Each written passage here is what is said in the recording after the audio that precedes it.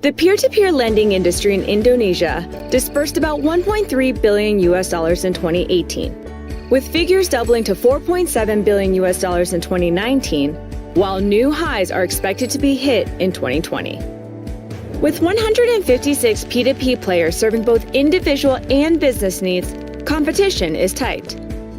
In this episode, Investory shares how it leans on innovation to help it stand out from the competition. We started serving the SME productive lending market by helping them manage their cash flow through invoice financing. While that was our first product back in 2016, we've developed other loan products based on the conversations we've had with the SMEs to help them grow even more. With significant growth in its transactions since it was founded in 2015, Investory is constantly innovating to ensure that it continues to tap into this growth. Some of the challenges that we face is we need to have our system very stable, reliable, and then have minimal to none of downtime. And also we need a cloud provider that can be very agile because we need to be delivering more and more solution to the market without sacrificing any quality. The challenge is the same across all financial service companies in Indonesia. We have to work with external parties to verify and validate all lenders and borrower identities. In terms of credit scoring, we have to build an internal solution that is robust enough and agile enough to handle the many types of data that we acquire in the quest to have a better credit scoring. As we look to grow bigger, faster, and more sustainable, our business team has an increased need for near real-time data analytics to help them make decisions on the fly, as well as deliver reports and analysis. With that need, what we see in Alibaba Cloud is that it's perfect for us to build our data warehouse there because we use the self-managed PostgreSQL. Using all these solutions in Ali Cloud, it has enabled my team to focus on what's important, which is doing the analytics and delivering insights for our business users. Majority of our time, of the team's time, should be spent on analyzing and not setting up, the infrastructure, connecting to different database. All that should be automated and should be easy. And I think using Ali Cloud services, that has enabled us to spend more of our time on analyzing the data and creating and delivering more insights.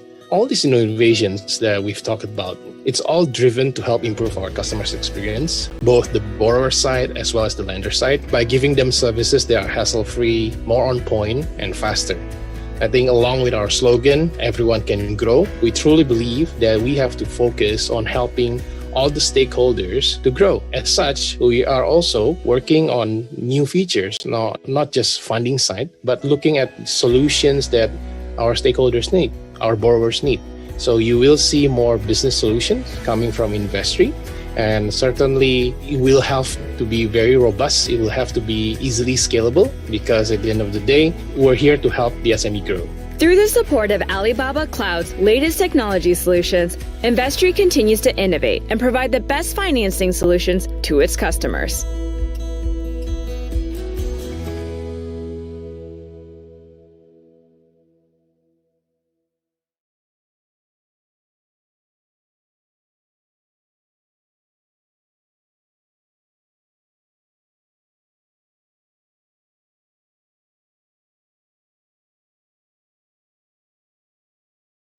Assalamualaikum warahmatullahi wabarakatuh. Bapak Ibu semuanya, kita berjumpa kembali dalam rangkaian event yang diselenggarakan oleh Cloud Computer Indonesia, di mana pada kesempatan kali ini, pada minggu ini ya, nanti di hari Senin sampai hari Kamis, kita akan mengadakan kegiatan Hybrid Cloud Week. Nanti dalam kegiatan ini kita akan membahas apa saja manfaat dari Hybrid Cloud untuk sektor finansial, industri, dan juga kesehatan. Dan nanti di hari Kamis kita akan ada workshop bagaimana membangun private cloud gitu ya. Dan pada kesempatan kali ini kita akan membahas mengenai solusi hybrid cloud untuk fleksibilitas layanan finansial di Indonesia. Di mana pada hari ini nanti akan ada keynote dari Bapak Triyono Gani selaku Kepala Grup Inovasi Keuangan Digital dari Otoritas Jasa Keuangan. Kemudian Bapak Nugroho Pancayogo, beliau adalah Department Head IT Infrastructure dari Bank BRI. Kemudian Bapak Egi dari Alibaba Cloud, dan juga nanti Bapak David Sugandi dari YesTech Internasional. Nah, sebelum kita mulai kegiatan pada hari ini, untuk memperingati Hari Kemerdekaan kita yang ke-77, mari kita terlebih dahulu mendengarkan lagu kebangsaan Indonesia Raya.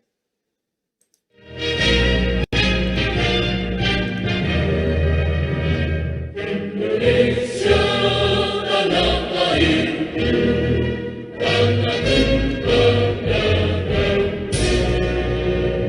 di sanalah aku berdiri, jadi bandung hidupku.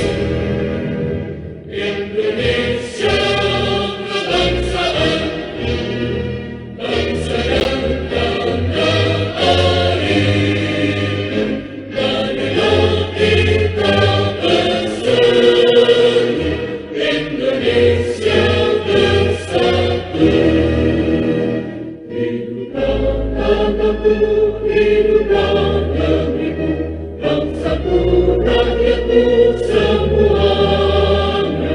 Bangunlah jiwanya, bangunlah badannya, untuk Indonesia Raya.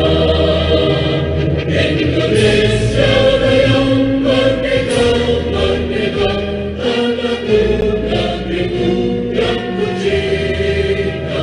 Indonesia Raya, merdeka, merdeka, hiduplah Indonesia Raya. Indonesia Raya, merdeka, merdeka, tanahku, negeriku yang ku cinta.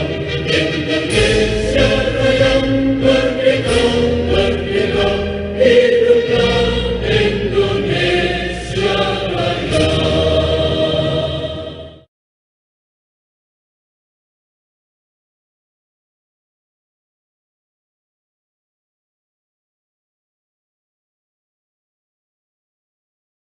Demikian lagu kebangsaan Indonesia Raya. Kita mengucapkan selamat Hari Kemerdekaan buat Indonesia. Ya, semoga kita semua bisa mengisi Hari Kemerdekaan ini dengan ya, membangun Indonesia untuk menjadi negara yang lebih hebat lagi.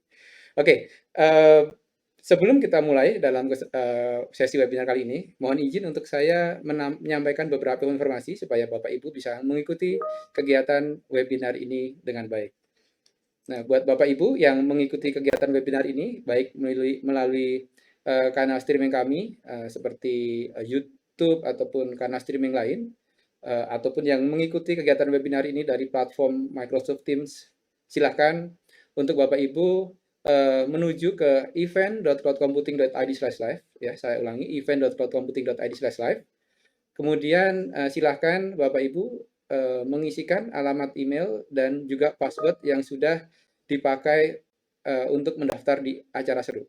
Karena hanya yang nanti melakukan absensi lewat platform event.cloudcomputing.id/live ini yang akan mendapatkan sertifikat kehadiran dan juga yang bisa mendownload materi-materi yang akan diberikan oleh para pembicara.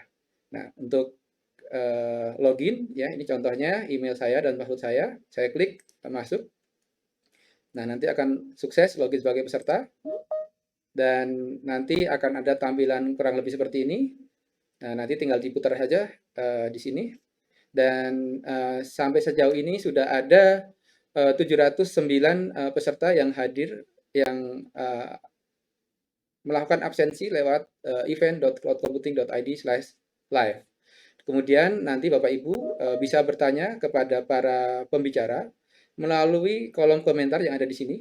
Bapak Ibu bisa memilih pembicara yang ingin ditanyai dan kemudian bisa mengetikkan kolom pertanyaan yang ada di sini. Nanti pertanyaan-pertanyaan yang ada akan kita bahas dalam sesi tanya jawab di akhir sesi nanti. Dan nanti kami akan memilih 5 pertanyaan terbaik yang nanti akan mendapatkan voucher GoPay. Jadi silahkan Bapak Ibu untuk nanti bertanya, nanti kami akan memilih 5 pertanyaan untuk mendapatkan voucher GoPay. Nah, demikian informasi yang bisa saya sampaikan pada kesempatan webinar ini. Sekali lagi silahkan Bapak Ibu untuk menuju ke event.cloudcomputing.id/live. Oke, untuk kita memulai sesi ini, kita akan mendengarkan terlebih dahulu sesi keynote yang akan diberikan oleh Bapak Triyono Gani. Beliau adalah Kepala Grup Inovasi Keuangan Digital dari Otoritas Jasa Keuangan. Bapak Triyono Gani ini menamatkan S1-nya di Universitas Diponegoro, Undip. Beliau lulus pada tahun 1992, yang kemudian melanjutkan juga kuliahnya di tahun 1998 di UK, di University of Bristol, ya. Beliau mengambil Master of Business Administration.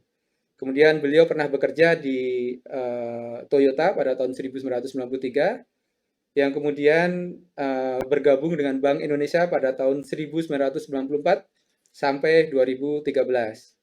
Yang kemudian dari tahun 2013 sampai sekarang bekerja di Otoritas Jasa Keuangan.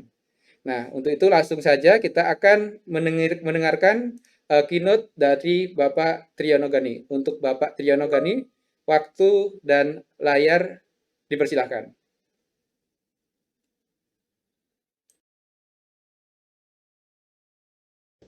Terima kasih Pak Alex. Bismillahirrahmanirrahim. Assalamualaikum warahmatullahi wabarakatuh. Yang kami hormati Pak Alex ya, selaku moderator, selaku MC, dan banyak lagi ya rangkapan jabatannya yang luar biasa nih Pak Alex nih. Dan tentu saja mewakili dari Asosiasi Cloud Computing Indonesia.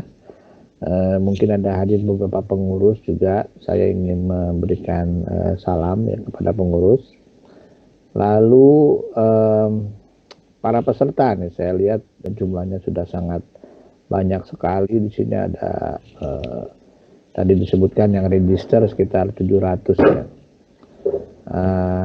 Saya mengucapkan selamat siang, salam sehat, salam sejahtera bagi kita semua. Om Swastiastu, Namo Buddhaya, dan salam kebajikan. Mudah-mudahan suara saya terdengar jelas, karena nggak tahu nih kalau siang-siang begini internet di rumah nih agak kurang bersahabat ya. Tapi mudah-mudahan masih bisa didengar oleh Bapak Ibu sekalian. Baik, mungkin saya ketika mendapatkan undangan dari panitia, saya juga sangat appreciate bahwa sosialisasi mengenai cloud computing ini terus dilakukan kepada beberapa kalangan lah, terutama terkait dengan financial sector, di mana di situ kan banyak sekali ada perkembangan yang masif begitu dalam hal digitalisasi sektor jasa keuangan. Saya tadi iseng melihat beberapa peserta banyak dari BPR ya. Ini juga sebuah kebanggaan bagi saya bahwa BPR sekarang sudah sedemikian aktifnya. Bapak Ibu sekalian, mungkin saya share sedikit pengalaman bahwa ternyata BPR sekarang juga sangat melek digital. Artinya banyak yang sudah aktif dan memiliki kerjasama dengan fintech, dengan beberapa layanan ya. Saya kira mungkin ini suatu hal yang sangat positif, karena bagaimanapun juga kita meyakini bahwa tanpa ada digitalisasi yang baik tentu tidak akan bisa dicapai competitiveness ya. Artinya kan bagaimana bisa berkompetisi secara optimal gitu ya, menghadapi tantangan yang ada. Jadi saya sangat appreciate ada beberapa BPR yang sudah sangat responsif dengan ilmu-ilmu baru terkait dengan cloud computing salah satunya. Saya bisa memberikan juga contoh bagaimana ada platform yang bisa membantu BPR misalnya ya dalam hal untuk melakukan fundraising. Ini juga suatu hal yang luar biasa. Belum lagi saya dengar BPR juga banyak berinvestasi di P2P lending. Saya juga ini suatu hal yang positif. Jadi sekali lagi ini menunjukkan adanya sebuah gejala yang baik lah bagi sektor jasa keuangan kita. BPR kita tidak menjadi BPR yang tertinggal, tapi tentu saja BPR yang sangat kompetitif. Oke, kembali ke topik yang akan kita bahas ya. Di sini kita akan menceritakan mengenai bagaimana perkembangan kebijakan penggunaan cloud computing di sektor jasa keuangan. Memang sampai dengan saat ini kita belum memberikan sebuah guidance yang jelas, tapi tidak berarti bahwa ini tidak bisa dilakukan. Ya, saya kira mungkin banyak hal yang kita sudah bisa anjurkan begitu kepada sektor jasa keuangan supaya bisa dimanfaatkan dengan baik. Slide pertama, Cak, tolong. Oke, sambil menunggu slide, nah ini saya kira mungkin ini kita sudah tahu ya Bapak Ibu sekalian bahwa saat ini memang tidak perlu kita memiliki strategi untuk memenuhi semuanya. Disitulah kemudian timbul ide yang namanya financial technology ya Bapak Ibu sekalian. Kalau dulu barangkali kita memang pengetahuan kita adalah apabila kita ingin membuat sebuah lembaga keuangan, ya semua harus kita siapkan ya, mulai dari tentu saja license-nya, kemudian fisiknya, kemudian pegawai, keahlian, semua ya jadi satu, plus di situ juga mengenai masalah IT-nya itu sendiri.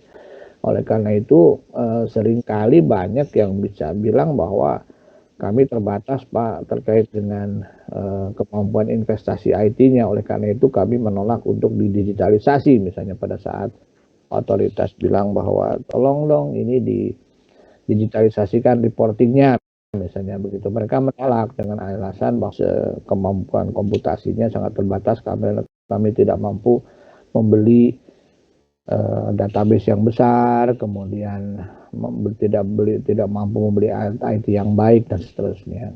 Nah ini rasa-rasanya sudah lewat ya masa-masa seperti itu, sehingga sebetulnya kalau kita mau, asal kita memang berkeyakinan dan berkeinginan gitu, tentu saja kita bisa memanfaatkan adanya konsep ekonomi berbagi ya. Jadi artinya kita tidak perlu selalu melakukan investasi, kita juga bisa memanfaatkan layanan-layanan yang ada.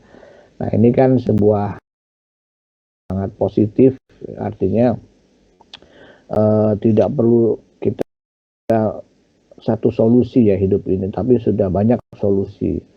Ya banyak sekali cerita barangkali ya, saya selalu bilang bahwa misalnya katakanlah kita punya kapasitas menganggur di dalam rumah kita gitu, kita bisa jual dengan Airbnb dan sebagainya. Saya kira mungkin contoh-contoh yang gitu bisa kita terapkan, termasuk dengan bagaimana pengadaan data server yang cukup handal yang kita bisa pergunakan bagi usaha kita ke depan.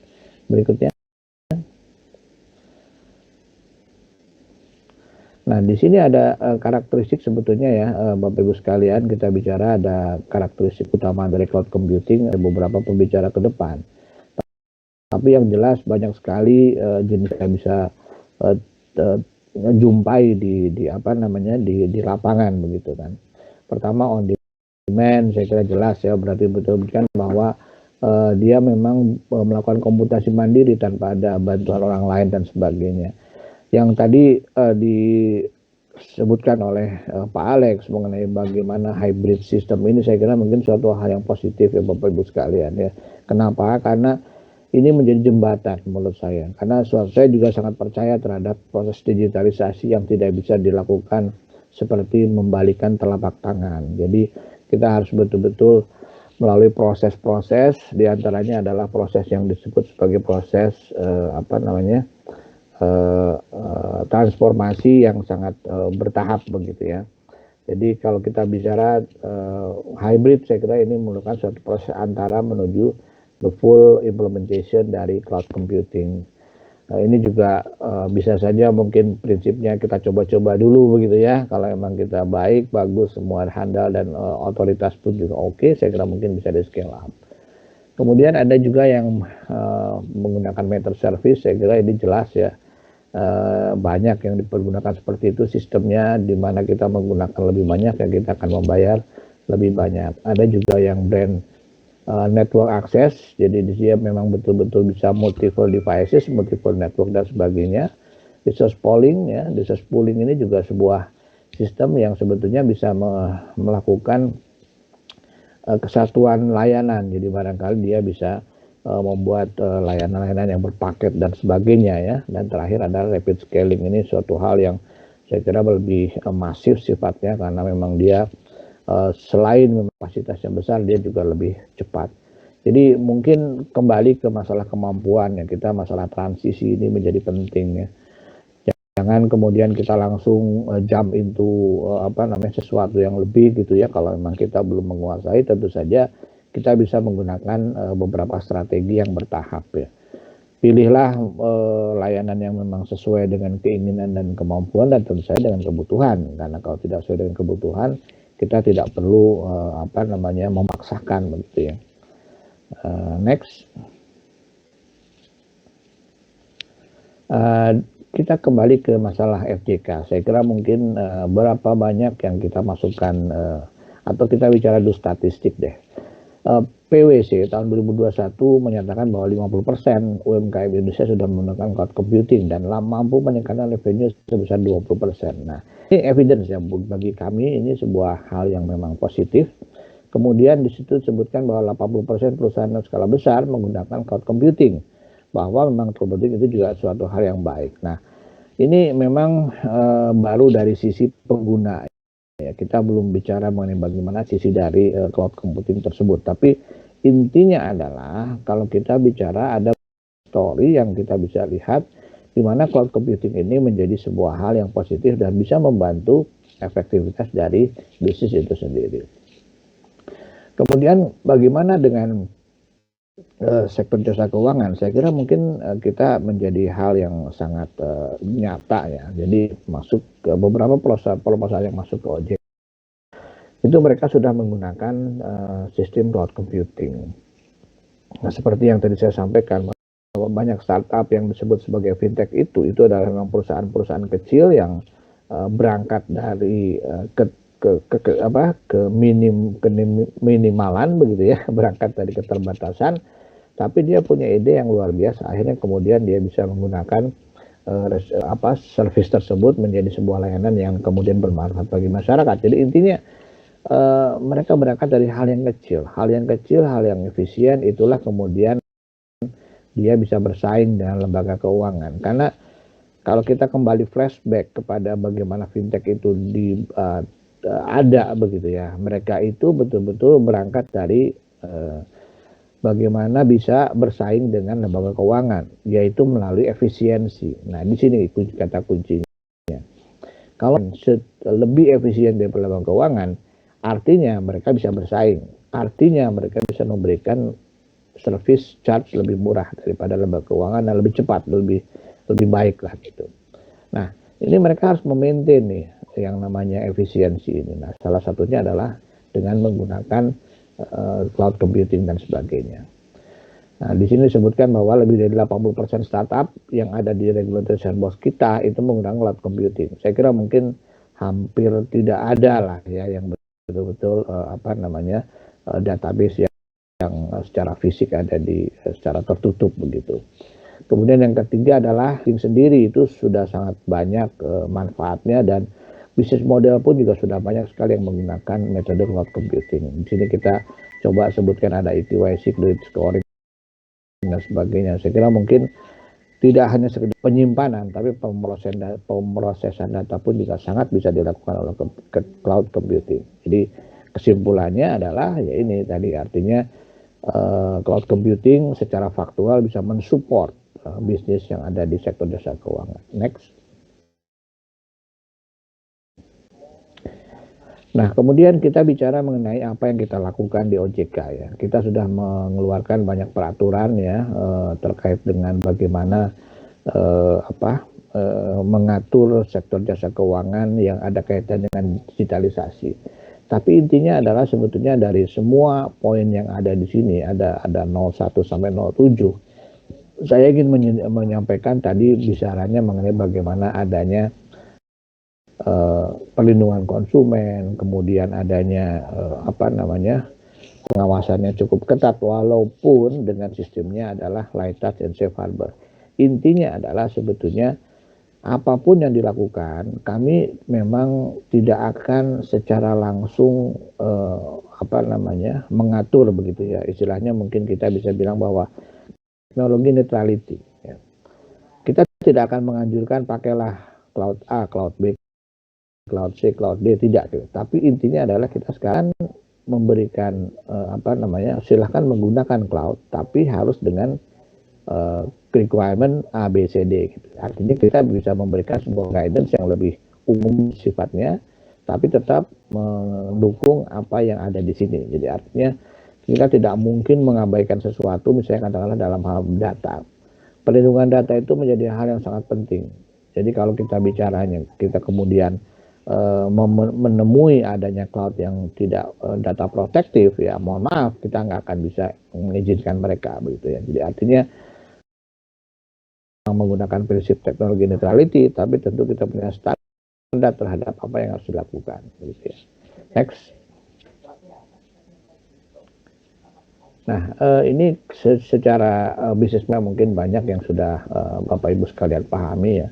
Ada model namanya private cloud, ada public cloud, ada community cloud dan sebagainya. Tapi di sini yang jelas apapun bisnis model yang Bapak Ibu sekalian silahkan disesuaikan dengan apa yang dibutuhkan. Tadi saya sudah sampaikan di awal bahwa tentu saja kita tidak bisa serta-merta menuju ke suatu hal yang paling tinggi gitu. Tapi kalau memang itu sudah dibutuhkan dari awal, why not gitu ya. Kemudian adanya yang kedua memberikan akses kepada regulator. Ini penting Bapak Ibu sekalian ya. Jadi kembali ke konsep tadi teknologi neutrality, siapapun apapun begitu ya. Tapi yang penting regulator itu diberikan laporan, kemudian yang kedua adalah diberikan akses. Karena terus terang saja kita kan berbicara mengenai masalah data. Berbicara mengenai masalah reporting system. Kita juga ingin sesuatu yang genuine, yang ada di server Bapak Ibu sekalian ya, secara langsung. Tidak harus selalu reporting yang diolah begitu ya. Sewaktu-waktu memang kadang-kadang diperlukan walaupun itu sangat terbatas begitu. Tapi intinya adalah akses regulator ini penting. Nah, bisa dibayangkan bagaimana kalau misalnya ada cloud computingnya, ada lokasinya mungkin tidak di Indonesia, ada di luar negeri. Nah, ini kan suatu hal yang menjadi pertanyaan yang sangat pelik untuk dijawab. Karena barangkali kalau kita mau masuk ke dalam wilayah regulasi orang lain, berarti kita harus koordinasi lagi dengan otoritas setempat. Ini kan suatu hal yang rumit gitu ya. Sehingga kalau kami di beberapa peraturan sudah disebutkan bahwa kita sangat menyarankan begitu, walaupun memang sudah disebutkan suatu hal yang wajib ya, untuk cloud computing itu bisa dilakukan servernya di Indonesia, di lokal. Alasannya adalah itu tadi, karena pasti kita akan mempermudah koordinasi dan tentu saja kalau kita bicara sovereignty ya pasti juga ada risiko ya, karena kalau kita ditempatkan luar negeri walaupun namanya sekarang teknologi, tapi tetap saja kita tetap memiliki preferensi apabila cloud-nya bisa dilakukan di lokal. Dan yang terakhir adalah standar level of security. Ini suatu hal yang paling penting. Saya kira mungkin ya di situ juga ada beberapa verifikasi dari cloud dan sebagainya. Saya kira mungkin ini juga penting sekali kita harus perhatikan. Jangan sembarang jajan ya intinya, jangan sembarang asal murah kemudian kita bisa pakai, jangan, karena pada akhirnya apabila terjadi sesuatu dengan data kita tentu saja kita akan yang rugi sendiri begitu ya. Apalagi sekarang kita sudah yakini bahwa data itu adalah suatu hal yang paling penting. Data is the new oil begitu. Kalau kita ternyata berhubungan dengan cloud yang ternyata kurang kredibel, tentu saja yang ada adalah kerugian bagi kita. Berikutnya. Nah, di sini ada penggunaan teknologi informasi. Jadi tadi saya sampaikan di awal bahwa sebetulnya kita dalam hal teknologi kita netral ya. Tapi bagaimanapun juga kita memberikan guidance lah. Yang pertama pasti adalah cyber security. Bahkan sebetulnya katanya sekarang cyber security itu hal yang sangat-sangat obvious ya, yang nyata, yang sering kita temui. Dan bahkan sebetulnya kalau kita sendiri akan memenuhi standar kriteria security sendiri pasti akan mahal. Oleh karena itu dengan adanya cloud computing kita bisa patungan rame-rame dengan yang lain. Ayo kita jaga rame-rame gitu, sehingga kalau kita rame-rame memiliki kemampuan membeli yang lebih mahal gitu ya, yang lebih baik, otomatis dengan sendirinya dia akan meningkatkan cyber security tersebut. Jadi artinya justru dengan adanya cloud computing ini kita bisa mampu memanfaatkan level of security yang sangat tinggi dengan biaya yang murah. Mungkin begitu ya kira-kira pertimbangannya. Tapi monggo, saya kira mungkin saya tidak berarti bahwa this is the final solution, karena pasti sekali lagi kita bicaranya kebutuhan ya. Kemudian ada line of defense ya, di sini juga ada quality assurance, IT auditor. Saya kira mungkin kita juga bicaranya mengenai bagaimana tadi kemudahan terhadap audit ya, jangan sampai nanti kita punya data tapi kita sendiri tidak bisa mengakses, apalagi nanti ada otoritas kita juga tidak bisa punya akses. Nah ini hal yang saya kira mungkin perlu diperhatikan dalam penggunaan teknologi informasi. Cyber security yang komprehensif, nah itu tadi kita sudah punya alat ya, tapi penetration test ya yang nomor 5 ini kan reguler agak mahal ya, sudah kenapa kita tidak lewat cloud computing misalnya, contohnya seperti itu. Kemudian penilaian pihak ketiga penting, saya sudah tadi sampaikan bagaimana kita harus memilih vendor yang kredibel, yang baik, yang betul-betul bisa memenuhi standar yang ditetapkan oleh baik kita sendiri maupun oleh regulator. Kemudian penetration test sama vulnerability, saya kira mungkin ini intinya adalah kita harus betul-betul membeli sistem yang betul-betul tahan ya terhadap gangguan dan sebagainya, karena kelangsungan hidup dari usaha kita tentu saja ada di sana. Lalu ini aja di CDRC yang di Indonesia kecuali diizinkan oleh pengawas. Jadi kembali ke tadi, mohon dimengerti kenapa peraturan ini tetap ada di OJK begitu ya, karena kadang-kadang kita bicara practicality di otoritas itu, tidak hanya sekedar semata-mata bagaimana memenuhi dan seterusnya, tapi yang jelas practicality bagi kita. Apalagi kalau kita bicara sovereignty tadi ya. Jadi Bapak Ibu sekalian, saya sangat appreciate kepada beberapa penyedia yang akhirnya sudah memiliki local database yang ada di sini, yaitu alhamdulillah buat kita, karena itu tadi bisa memahami dan mengerti apa yang dibutuhkan oleh regulator. Kemudian recovery exercises ini juga penting ya, bagaimana kita bisa di CDRC tapi kalau ternyata tidak ada dalam hal recovery kalau terjadi sesuatu. Kemudian yang terakhir adalah tentu saja kita harus plan dulu sebelum implementasi. Ya, jadi sekali lagi kalau kita menggunakan computing tentu saja kita harus betul-betul mengkalkulasi hal ini sesuai dengan kebutuhan kita. Jangan sampai nanti kita membeli sesuatu yang tidak kita butuhkan. Itulah intinya ya. Berikutnya. Nah ini saya kira terakhir ya Bapak Ibu sekalian. All in all Bapak Ibu sekalian silahkan ya kalau mau menggunakan sistem cloud computing, kemudian mau hybrid, mau apapun, tetap harus disesuaikan dengan keinginan, sesuaikan dengan kebutuhan dan tentu kemampuan. Tapi ada beberapa hal yang ingin saya sampaikan di sini. Pertama, pilihlah yang betul-betul secure ya. Jadi kalau memang Anda lihat bahwa cloud computing ini justru lebih baik daripada yang Anda punya, why not begitu. Tapi kalau lebih buruk daripada yang Anda punya ya jangan ya. Ini tidak ada paksaan ya untuk menggunakan hal tersebut tentu saja. Jadi betul-betul harus kita pertimbangkan istilahnya be better off dengan adanya hybrid cloud computing.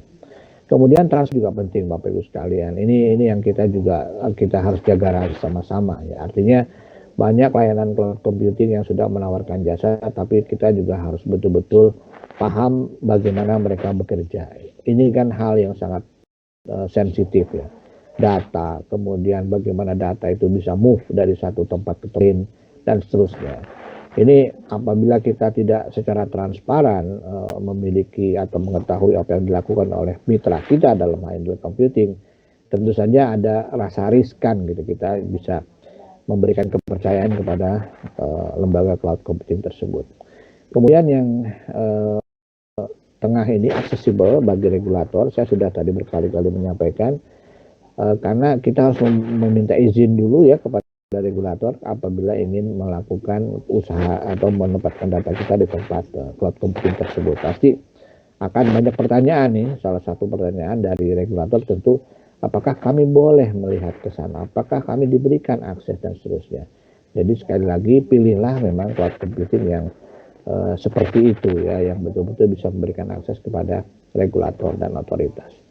Kemudian well regulated, saya kira ini penting ya Bapak Ibu sekalian. Kenapa? Karena ada beberapa kebijakan yang terkait data sharing ya. Belum lagi nanti kita bicaranya ada peraturan yang baru ya, PDP, perlindungan data pribadi ini juga harus menjadi sebuah pedoman yang kita pakai seterusnya ke depan terkait dengan bisnis ini gitu. Karena sanksinya pun berat, kemudian juga di situ ada beberapa requirement dan seterusnya. Ini penting sekali kita harus penuhi, karena kalau tidak tentu saja kita akan mendapatkan kesulitan ya dalam hal berbisnis. Belum lagi kalau kita bicara cross border data sharing, ini juga ada beberapa peraturan yang terkait dengan hal tersebut. Jadi menurut saya penting apa saja yang bisa di-share, apa yang tidak bisa di-share, apa yang bisa disimpan di cloud, apa yang tidak bisa disimpan di cloud, ini juga penting kita pertimbangkan.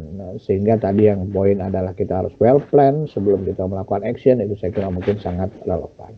Dan yang terakhir adalah comply with regulations ya. Tentu saja kita juga tadi sudah menyajikan beberapa peraturan yang memang relevan dengan apa yang kita sudah guideline kan begitu ya, kita sudah berikan petunjuk gitu.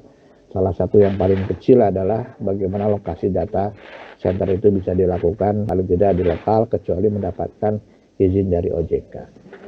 Mungkin itu jadi manfaat dari cloud computing saya sudah tadi highlight, silahkan dimanfaatkan dengan baik, namun demikian pasti harus dimanfaatkan secara bertanggung jawab. Baik, itu saja mungkin, mohon maaf kalau Pak Alex dengan ucapan dari saya.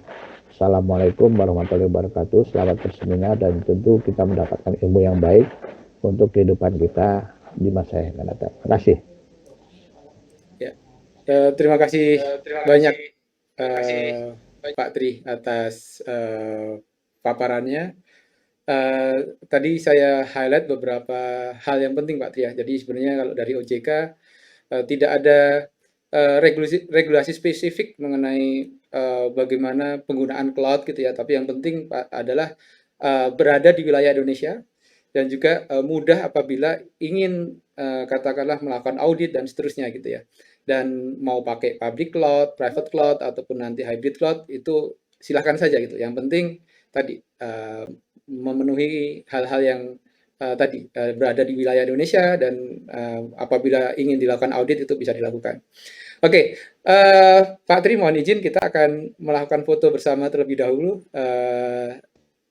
Ya, mohon izin untuk para pembicara dari BRI. Ya, Pak Nugroho, kemudian Pak Egi dari Alibaba, dan Pak David untuk bisa menyalakan kamera. Oke, kita akan melakukan foto bersama terlebih dahulu. Tinggal Pak David. Selamat siang. Iya, tinggal Pak David. Ini Pak David, mohon kameranya bisa dinyalain Pak David. Pak David belum nyala kameranya. Pak David Sugandi.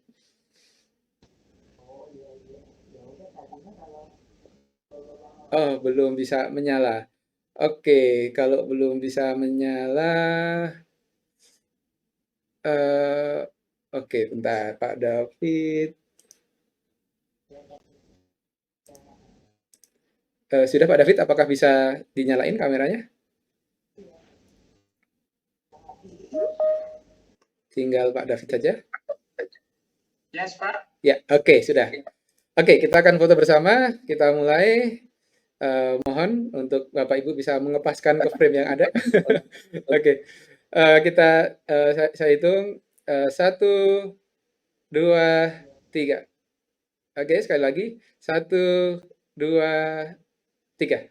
Oke, terima kasih banyak Pak Tri atas paparannya yang tadi disampaikan dalam keynote-nya, sehingga membuka perspektif kita tentang manfaat dari cloud computing untuk sektor finansial yang pada harapannya nanti rekan-rekan bisa menggunakan layanan cloud computing dalam operasional di financial industry. Dan terima kasih banyak buat teman-teman dari Perhimpunan Bank Perkreditan Rakyat Indonesia Perbarindo yang pada kesempatan siang hari ini sudah bergabung lewat Microsoft Teams secara langsung. Bapak Ibu dari Perbarindo nanti bisa langsung bertanya kepada para pembicara. Oke, berikutnya kita akan langsung saja mendengarkan paparan dari Bank BRI, di mana dari Bank BRI telah hadir Bapak Nugroho Pancayogo. Beliau adalah Department Head IT Infrastructure dari Bank Rakyat Indonesia. Oke, sebelum beliau memberikan paparannya, mohon izin untuk saya membacakan sedikit CV dari Bapak Nugroho Pancayogo. Beliau menamatkan S1 di ITB, kemudian melanjutkan S2 di University of Applied Science Ravensburg, Weingarten, Jerman. Beliau dari tahun 2005 sampai sekarang bekerja di Bank Rakyat Indonesia. Oke, saya sapa dulu Bapak Nugroho Pancayogo. Selamat siang, Pak Yogo ya, saya panggilnya. Iya, betul. Selamat siang, Pak Alex. Iya, Sehat selalu, Pak. siap. Terima kasih. Semoga Bapak juga sehat-sehat selalu. Pak Yogo, boleh tahu Pak Yogo, nanti kira-kira dalam paparannya ini apa yang akan di-highlight Pak Yogo? Kami akan share, Pak, mengenai langkah-langkah yang kami sedang lakukan dan yang kami lakukan gitu. Semoga ini bermanfaat bagi partisipan yang ada di sini, Pak. Baik, Pak Prayogo, terima kasih banyak. Untuk itu, langsung saja Pak Prayogo, waktu dan layar untuk Bapak Yogo dipersilahkan. Baik, terima kasih. Selamatnya Pak Triyono Gani, selamat siang Pak Alex, Pak Fahri Darman, dan juga Pak David Sugandi, serta Bapak Ibu peserta webinar pada siang hari ini. Ya, seperti yang tadi saya sampaikan bahwa kami pada sore hari ini ingin sharing mengenai perjalanan BRI terhadap teknologi cloud ini. Saat ini, saat ini saya berada di posisi Departemen Head IT Arsitektur Bank Rakyat Indonesia, di mana kami mempunyai role untuk melakukan planning, strategi, dan juga terkait sama arsitektur, ya, termasuk juga tentang adopsi teknologi-teknologi baru. Salah satunya adalah cloud ini, gitu. Oke, ini tadi sudah disampaikan oleh Pak Ahmad saja di sini. Oke, next. Dari penjabaran kami hari ini, ya ini adalah poin-poinnya yang akan kami sampaikan. Oke, next saja. Kita mulai dengan latar belakang Bapak Ibu sekalian ya, bahwa sebenarnya ada revolusi, yaitu yang pertama adalah revolusi industri dan juga ada transformasi di sisi bank. Dari revolusi industri ini sebenarnya pengaruh sedikit banyak dengan transformasi yang bank. Kita sama-sama tahu bahwa industri berevolusi dari industri 1.0 sampai 4.0. 1.0 itu dimulainya dengan ditemukannya mesin uap, terus kemudian industri 2.0 ditemukannya electric power, industri 3.0 IT dan juga komputer, internet sudah mulai booming, dan industri 4.0 itu sekarang sudah mulai berbicara tentang smart factory, autonomous system, internet of things, dan juga machine learning. Nah, ini berdampak kepada transformasi di bank ya. Dari bank 1.0 ini bank ini masih melakukan aktivitasnya secara fisik, di mana nasabah harus datang ke cabang-cabang, terus kemudian kontak fisik dengan pegawai-pegawai bank gitu. Terus bank 2.0 ini sudah mulai ada produk-produk e-channel ya, di mana ada ATM, self-service banking, ini memberikan kepada customer untuk pilihan untuk beraktivitas perbankan, namun sifatnya adalah produknya bank gitu ya. Artinya customer sudah memiliki pilihan boleh datang ke bank secara fisik atau ke mesin-mesin produknya bank tadi itu. Nah, kemudian era 2007 sampai 2017 ini teknologi mobile ini sudah makin tren dan saat itu aktivitas perbankan pun juga sudah mulai diverse ya ke arah mobile, di mana kegiatan perbankan juga mulai bisa dilakukan di mobile gitu. Dan pada saat 3.0 ini itu merupakan suatu transisi dari yang sebelumnya product oriented menjadi experience driven gitu. Maksudnya adalah pada Bank 2.0 gitu, ini bank mempunyai produk dan nasabah atau customer harus menggunakan produk tersebut gitu ya. Nah, ketika sudah ngomong experience driven, ini agak berbalik mindsetnya, yaitu produk kita yang harus produk-produk perbankan yang finansial yang harus menyesuaikan dengan kebutuhan dari customer itu sendiri gitu. Sedangkan kebutuhan dari customer berbeda dan juga berubah setiap saat, demand-nya sangat cepat berubah ya akhir-akhir ini. Nah, di Bank 4.0 ini totally sudah experience driven, di mana sudah ngomong AI atau artificial intelligence automation yang lebih personalized ke para customer-nya, para nasabah kita, begitu. Oke, next. Dari sisi lain gitu, kami juga melihat bahwa eranya yang banking model di sebelumnya ini adalah closed banking system era, di mana bank itu sebagai centralized-nya ya, dan juga kontak langsung dengan para nasabah melalui call center, melalui mobile banking, online melalui internet banking, dan juga mail untuk misalkan work order dan sebagainya. Namun ini pusatnya adalah kegiatannya ada di bank. Ini sudah mulai bergeser tentang ke banking model of future, di mana dengan teknologi mobile yang sedang booming dan juga berkembang terus, bank itu sudah berubah menjadi di open banking era ini. Ya, transaksi bisa dilakukan di mana saja, bisa melalui e-commerce, bisa melalui merchant dan sebagainya. Tapi tetap pada saat pembayarannya mereka atau customer mengakses ke bank gitu, dengan juga ada kolaborasi dengan ekosistem gitu ya, fintech, dan sudah mulai account opening atau pembukaan rekening sudah bisa melalui baik itu melalui mobile banking maupun melalui partnership ya. Pokoknya di open banking era ini sangat terbuka kaitannya bisnis dengan partner. Oke, next. Oke, dengan adanya perubahan-perubahan yang cepat ini di sisi finansial dan teknologi-teknologi terbarukan atau emerging teknologi saat ini seperti blockchain, big data, AI dan cloud ini banyak sekali startup yang masuk menggunakan teknologi secara natif, sudah menggunakan teknologi emerging ini dan memilih core bisnisnya mirip seperti perbankan, misalkan payment, lending, personal finance gitu ya. Yang ini sebagai kompetitornya perbankan gitu.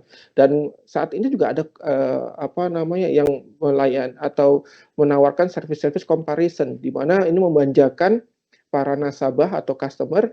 Jadi dengan handphonenya customer bisa melihat nih produk-produk yang ada di market saat ini seperti apa, dan melihat mana yang baik dan terbaik buat dia gitu. Nah, oleh karena itu kompetisinya semakin ketat gitu.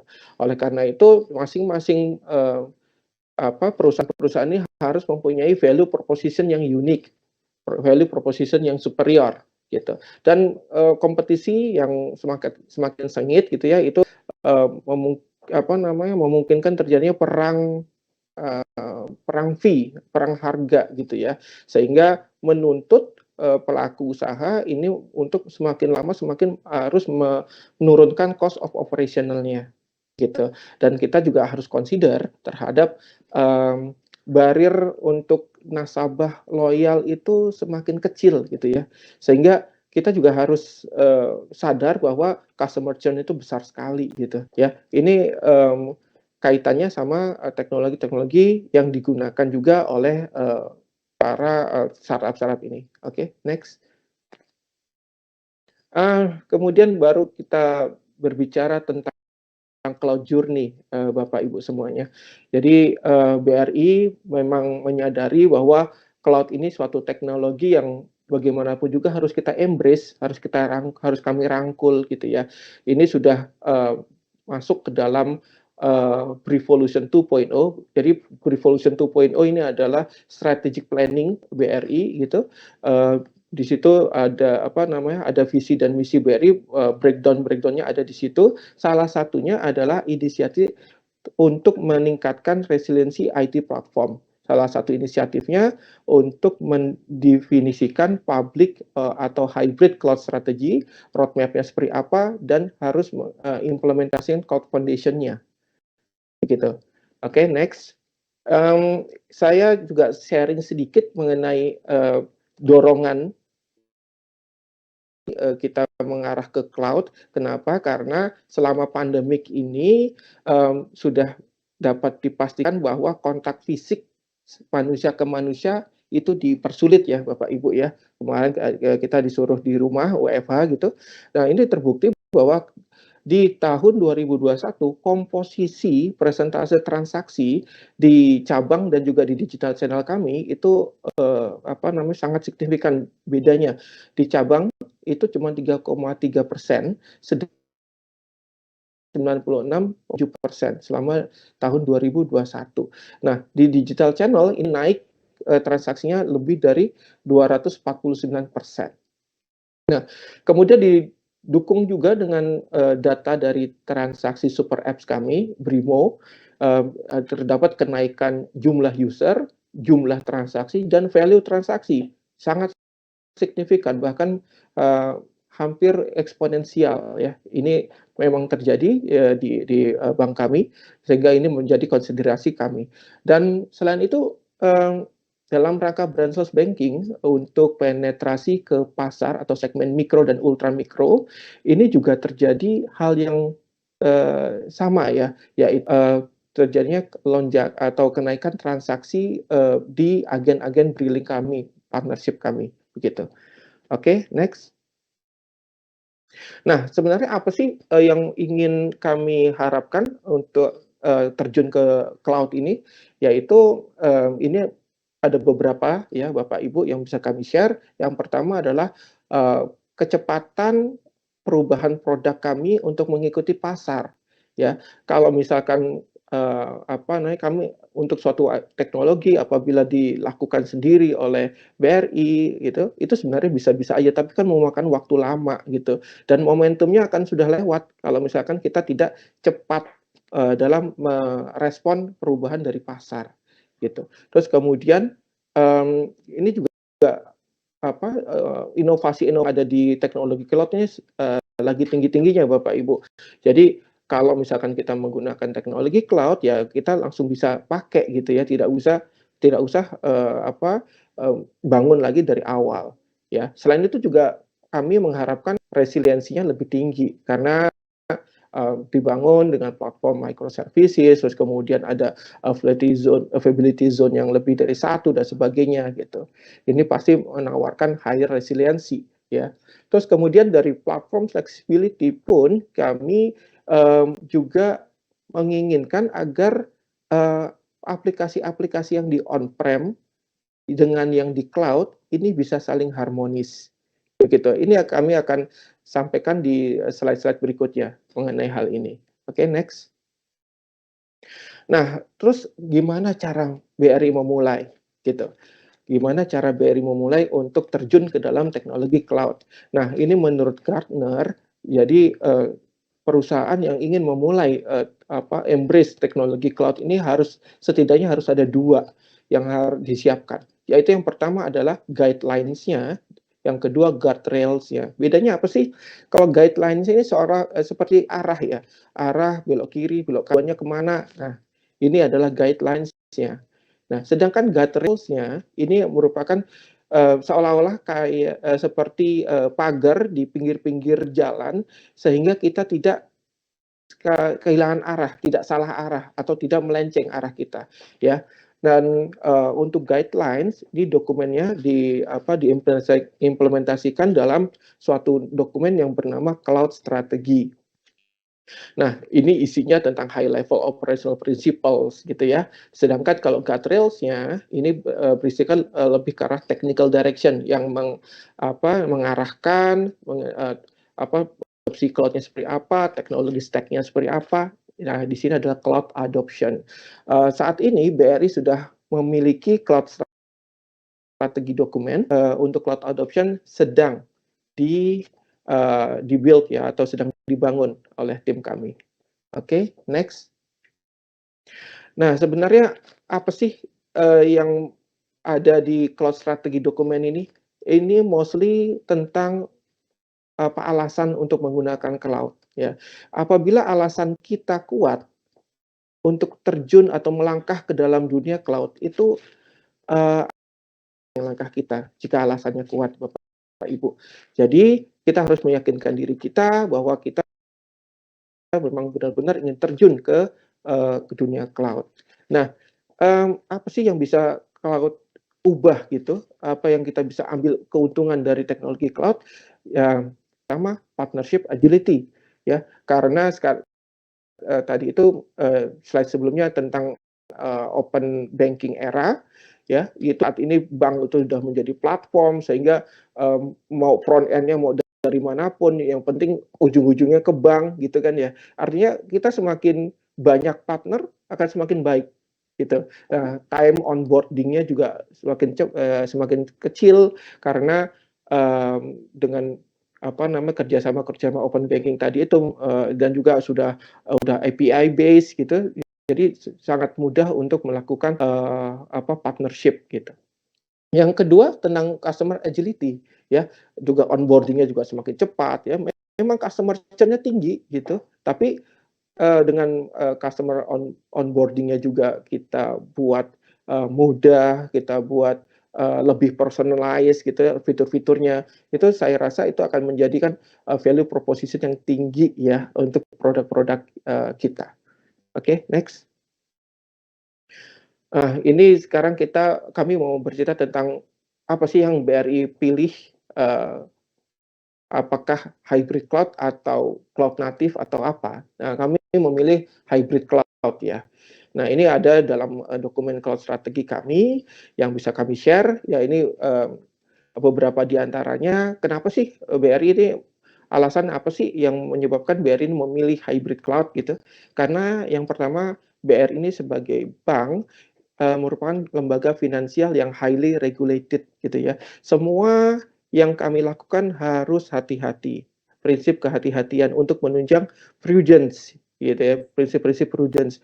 Ini semua harus kita persiapkan dengan matang lah. Makanya tadi itu kita pada saat kami mau memutuskan terjun ke cloud, kami tanya dulu nih, apa sih yang harus kami mulai? Oh, ternyata harus punya cloud strategi dan juga cloud adoption. Nah, ini yang kami sedang siapkan gitu. Terus yang kedua, BRI ini sudah ratusan tahun ya, Bang, sudah ratusan tahun, pastinya legacy system, legacy aplikasi itu banyak sekali gitu.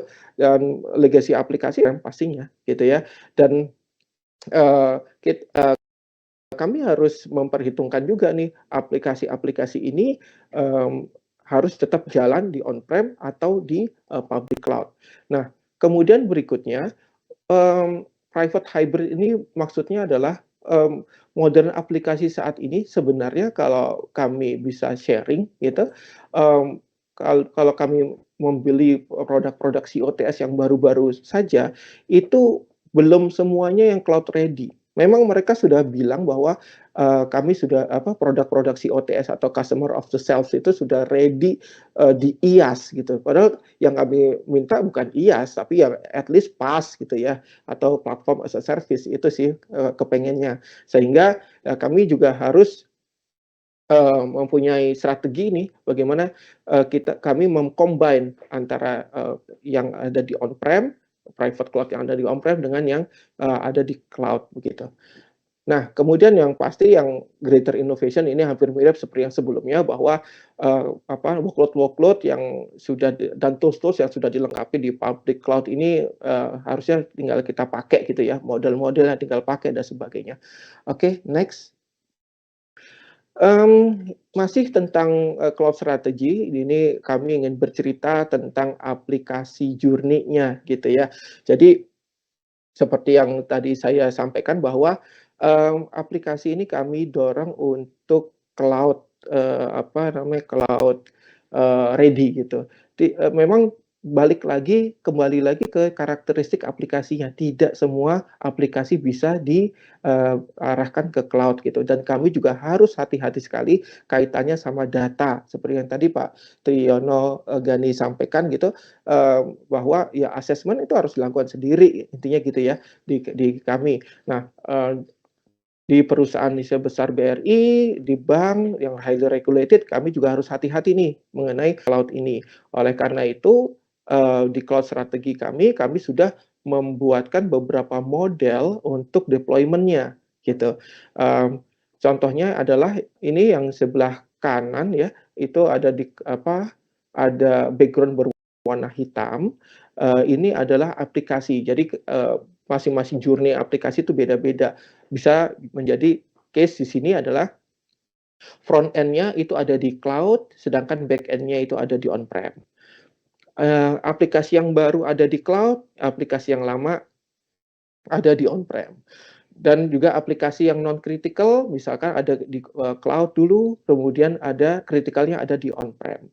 Nah, kemudian ini yang ada juga yang development dulu deh, naikin ke cloud, sedangkan yang production masih di on-prem. Nah, inilah yang sedang kami lakukan, khususnya yang development sama production ini, ada beberapa aplikasi yang sedang kami dorong development-nya untuk kami cobakan di cloud begitu.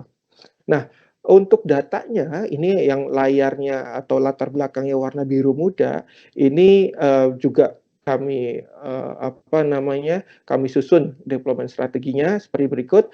Ya, bisa jadi yang data-data yang sensitif itu tetap di on-prem, sedangkan yang non-sensitif kita taruh di kemudian operasional ya, data-data yang kaitannya sama operasional ini tetap di on-prem, sedangkan backup-nya itu ada di cloud. Itu bisa juga seperti itu. Nah, dengan kotak latar belakang warna kuning, ini business as usual, aplikasinya atau datanya itu tetap di on-prem, sedangkan DR-nya atau disaster recovery-nya kami taruh di cloud. Ini bisa juga seperti itu. Dan aplikasi-aplikasi yang sifatnya bursting, artinya pada satu saat dia memerlukan akses yang sangat tinggi dari user, sedangkan pada yang lain itu rendah. Nah, ini bisa kami konsiderasi untuk ditaruh di cloud karena kelebihan dari cloud ini adalah scalability-nya gitu ya. Sedangkan yang steady tetap di on-prem. Nah, ini adalah contoh-contoh deployment strategi yang sudah disusun di kami ya untuk kami melangkahkan diri untuk teknologi cloud gitu. Oke, next.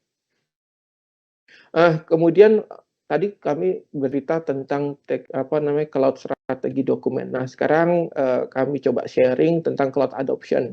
Nah, the cloud adoption dokumen ini memang sedang dalam penyusunan ya, Bapak Ibu semuanya.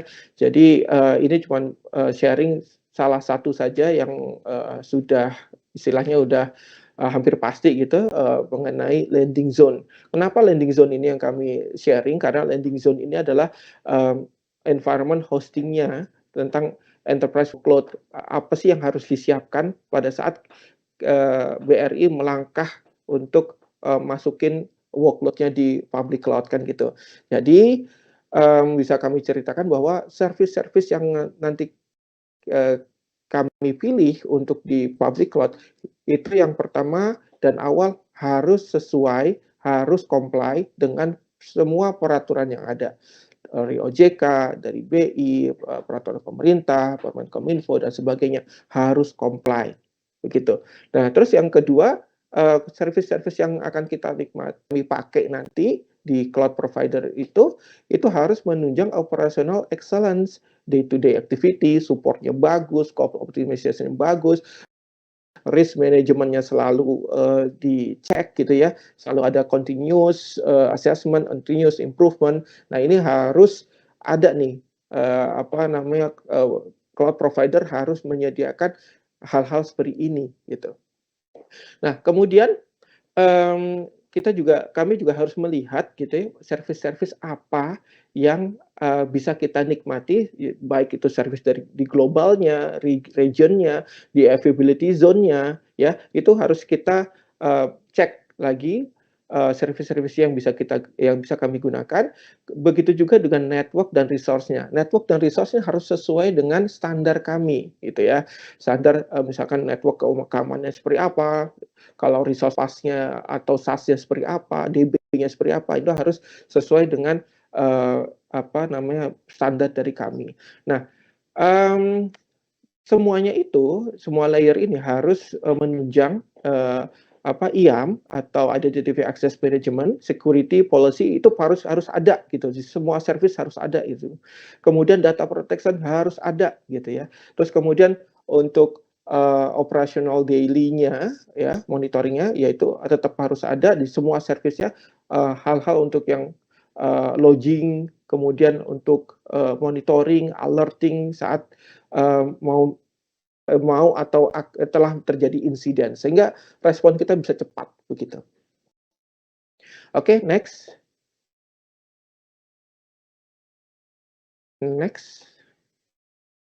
Udah ya. Oke. Ini yang terakhir slide kami. Apa sih selanjutnya? Selanjutnya adalah kami ini juga mau membuat Cloud Center of Excellence atau disingkat CCOE. Apa sih sebenarnya CCOE itu? CCOE adalah suatu tim lintas divisi ya yang tugasnya itu mengawasi dan juga mengarahkan dan juga mengassist gitu ya SRE atau Site Reliable Engineer atau Platform Engineer yang ada di menjalankan cloud ini supaya apa? Supaya sesuai dengan guide arahnya sehingga mendapatkan impact yang besar bagi BRI. Nah, CCOE bekerja dalam 3 domain kerja yaitu governance, brokerage dan juga community. Nah, governance ini CCOE harus mengimprove governance tools-nya, terus kemudian create collaboration antar tim dan sebagainya supaya apa tadi itu ya, supaya benar-benar tujuan dan arah kita tentang embracing atau merangkul cloud ini benar-benar tercapai gitu. Nah, kemudian brokerage CCOE ini juga harus mengawal dan juga membantu aplikasi owner ya, application owner-nya untuk misalkan memutuskan untuk pindah atau menggunakan cloud gitu. Dia harus menjadi arsitek cloud solution, terus kemudian kontrak negosiasi sama dan vendor management dengan para cloud provider dan juga BP-nya juga harus ada. Nah ini harus ditentukan dan juga harus diawasi oleh CCOE ini. Berikutnya adalah community. Community gini, cloud ini merupakan suatu teknologi baru, Bapak Ibu. Kami juga menyadari bahwa banyak hal yang kami belum mengerti, banyak hal yang pasti nanti timbul gitu di tengah-tengah. Nah, ini yang harus kami siapkan, di mana yang namanya sharing knowledge, terus kemudian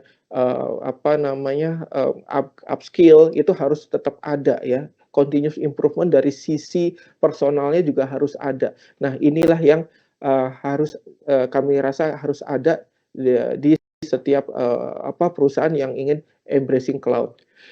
Demikian yang dapat kami sharing pada siang hari ini. Semoga bermanfaat. Kembali ke Pak Alex. Terima kasih. Assalamualaikum warahmatullahi wabarakatuh. Waalaikumsalam warahmatullahi wabarakatuh. Terima kasih banyak Bapak Yogo atas paparannya. Menarik Pak tadi disampaikan. Ternyata BRI ya, BRI adalah bank terbesar di Indonesia dari sisi aset Pak ya. Itu saat ini sudah menggunakan cloud. Tadi disampaikan yang ada di BRI adalah skenario-nya hybrid. Ada beberapa yang ada di public cloud, tapi untuk hal-hal yang sifatnya confidential, untuk hal-hal sifatnya penting tadi masih ada di private cloud atau di on-premise itu Pak ya. Dan ya sebagai bank terbesar di Indonesia ketika sudah memanfaatkan cloud ini saya rasa bisa menjadi semacam ya harapannya bisa menjadi contoh buat bank-bank lain gitu ya. Ini Bank BRI aja udah pakai cloud, jadi harapannya yang nantinya juga bisa menyusul gitu ya. Terima kasih banyak Pak Yogo atas paparannya.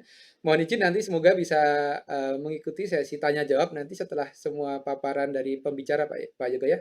Terima kasih banyak sebelumnya. Oke. Bapak Baik, Ibu, Pak Alex. sebelum kita lanjutkan, mohon izin juga untuk menyampaikan informasi yang ada ya, Bapak Ibu. Bapak Ibu silahkan untuk mengetikkan pertanyaan-pertanyaan yang nanti akan ditanyakan di event.cloudcomputing.id/live ya, silahkan diketikkan di sini. Pertanyaan ditujukan kepada siapa dan kemudian ketikkan pertanyaan yang ada di sini dan kemudian tekan tombol kirim. Dan sejauh ini sudah ada 11 pertanyaan yang ada dari sekitar 900 orang yang telah bergabung di platform event.cloudcomputing.id/live. Oke, untuk berikutnya kita akan mendapatkan penjelasan dari teknologi provider gitu ya. Tadi udah ada keynote dari regulator, kemudian sudah ada success story ataupun contoh implementasi dari Bank BRI. Yang berikutnya kita akan melihat dari teknologi provider. Bagaimana teknologi provider ini bisa katakanlah membantu sektor finansial supaya bisa lebih fleksibel dalam memanfaatkan cloud terutama untuk comply dengan regulasi ya. Kita tahu tadi disebutkan oleh Pak Yogo bahwa ketika kita ngomong sektor finansial ini salah satu sektor yang highly regulated gitu ya. Banyak sekali regulasi-regulasi yang ada di mana para pelaku di sektor finansial ini harus comply gitu ya. Untuk itu kita akan langsung menyapa Mas Egy Tanuwijaya. Mas Egy, maaf sebentar, kok di saya belum muncul Mas Egy ya. Oke, Mas Egy, saya cek Mas Egy. Oke, langsung saja kita akan menyapa Mas Egy Tanuwijaya. Mas Egy, selamat siang Mas Egy. Yo, siang. Iya. Pak Alex, Bapak-Bapak. Alhamdulillah baik, semoga Mas Egy juga sehat selalu Mas Egy ya.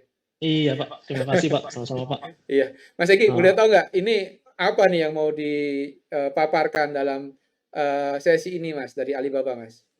Jadi kalau misalnya yang saat ini lebih ke arah konsep hybridnya seperti apa sih? Jadi kalau misalnya biasanya kan di event-event sebelumnya kita bahas mengenai spesifik ke produk Alibaba Cloud, cuman kali ini kita lebih bahas ke arah konsep hybrid cloud di Alibaba Cloud itu seperti apa? Kurang lebih seperti itu sih Pak. Oke. Baik Mas Egy, kalau gitu langsung aja Mas Egy untuk Mas Egy waktu dan layar dipersilahkan. Iya, terima kasih Pak. Ya, oke sebelumnya terima kasih semuanya. Saya menggantikan rekan saya, Pak Fahri. Kebetulan Pak Fahri saat ini sedang berhalangan. Terima kasih untuk kesempatannya. Terus kemudian di sini saya lebih ke arah untuk menjelaskan hybrid cloud itu seperti apa. Sorry, saya dulu.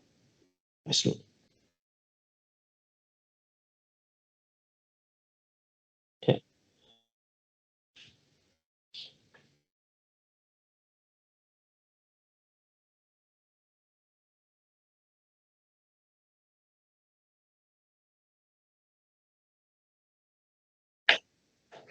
Oke.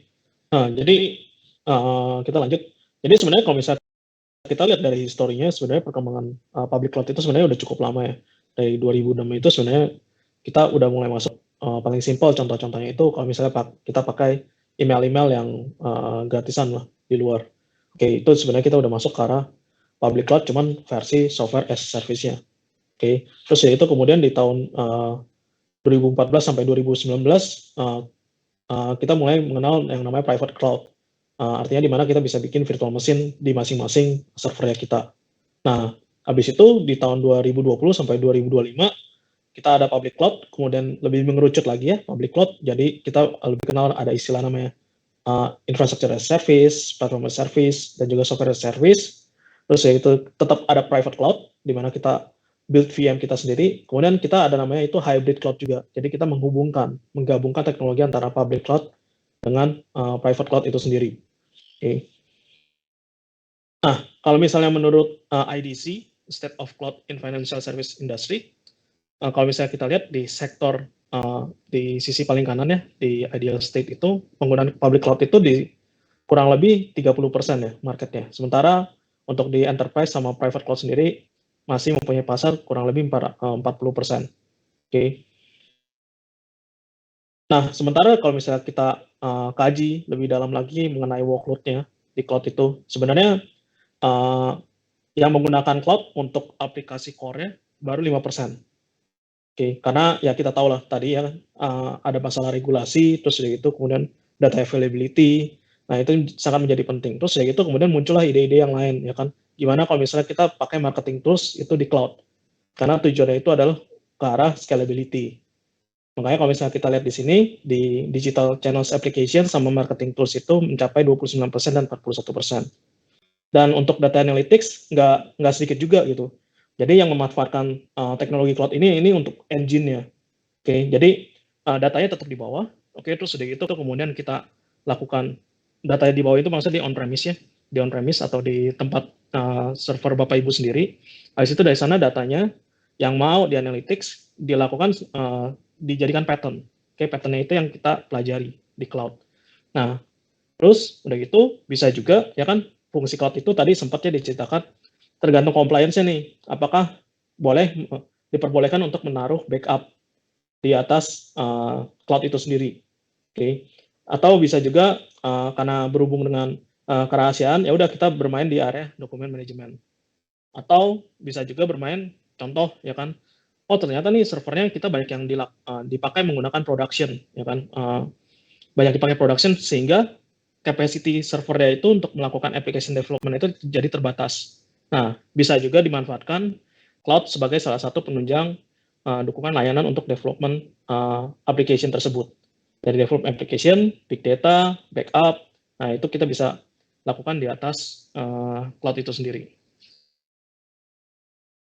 Terus dari itu kemudian apa sih yang menjadi consideration ketika kita ingin menaruh application ini, core ini ada di cloud atau di on-premise? Yang pertama-tama yang perlu kita lihat itu adalah service quality.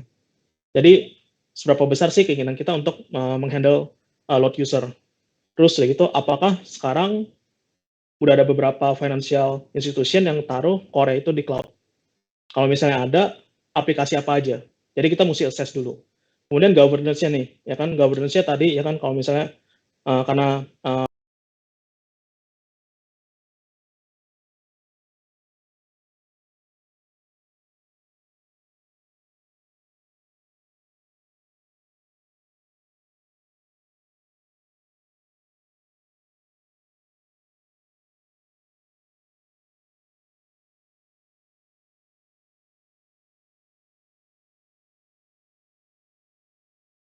bank highly regulated sama OJK, ya kan?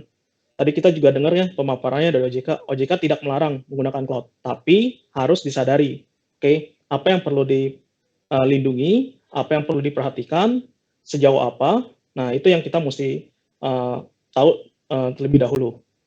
Terus dari itu kemudian cost optimization. Di sini tentu ada perubahan cost ya. Jadi misalnya awalnya itu kalau misalnya kita fokus ke dalam capital expense, sekarang kita menggunakan cloud, kita bisa fokus ke dalam OPEX. Oke, nah bisa juga tiba-tiba servernya burn out, ya kan? Burn out itu dalam artian, wah butuh resource tambahan nih secara tiba-tiba.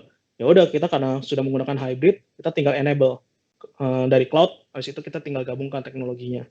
Nah terus ya itu kemudian resource optimization. Seperti yang tadi dibilang kan, kalau misalnya kita bisa melakukan development di cloud, atau misalnya kita tiba-tiba butuh event yang sangat besar, misalnya butuh event ini misalnya cuma dalam waktu 2 minggu aja. Habis itu ya udah kita nggak perlu servernya, ya kan? Nah, itu juga bisa menggunakan fasilitas cloud. Seperti itu. Itu dalam artian resource optimization. Nah, kalau misalnya kita ngobrolin soal hybridnya itu sendiri, sebenarnya bisa apa aja sih? Sebenarnya jadi hybrid itu bisa kita lihat dari workload-nya, ya kan? Atau kita lihat dari di sisi development operation-nya, atau kita masuk ke dalam DR atau backup-nya. Kalau misalnya yang pertama itu hybrid workload itu maksudnya seperti ini. Nanti saya akan jelaskan lebih detail. Cuma secara gambaran secara besarnya, kalau misalnya hybrid workload itu misalnya contoh application-nya di cloud, cuman database-nya di on-premise. Cuman tentu aja perlu memperhatikan latency-nya, seperti itu. Atau kemudian hybrid DevOps, ya kan? Hybrid DevOps misalnya, oh yaudah, apa pipeline-nya, ya kan? Pipeline di setiap application-nya itu ada di on-premise, cuman development application itu atau di atas, atau kebalikannya. Oke, karena tadi kan fokusnya yang di cloud itu sebagai untuk development-nya, terus ya itu production-nya di on-premise.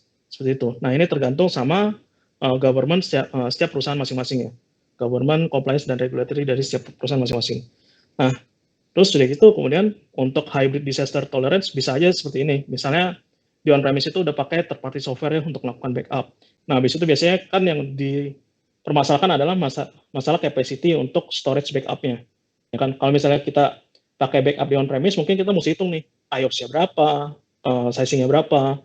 Kemudian dari situ, ya kan, kita baru dapat angkanya, oh iya, untuk backup ini IOPS-nya besarannya berapa. Dan itu butuh latency, maksudnya untuk biasanya untuk pemesanannya akan membutuhkan waktu sekitar 6-12 bulan. Nah, dengan adanya cloud, ini bisa dimudahkan. Jadi kita hubungkan, cuman proses store-nya itu ada di cloud. Seperti itu. Nah, kalau misalnya masuk lebih detail nih, terus ya itu gimana sih dengan namanya hybrid workload traffic distributed ini? Nah, jadi di sini kalau misalnya secara gambaran, secara gambaran jadi user-user yang dari internet masuk ke dalam routernya, tapi sementara di sini ada akses mungkinnya ada akses scanner itu adalah akses ke dalam application yang lain yang ada di cloud itu sendiri. Seperti ini. Kayak misalnya contoh pemrosesan data, ya kan? Pemrosesan data karena di sini capacity-nya kurang, jadi kita bisa hubungkan.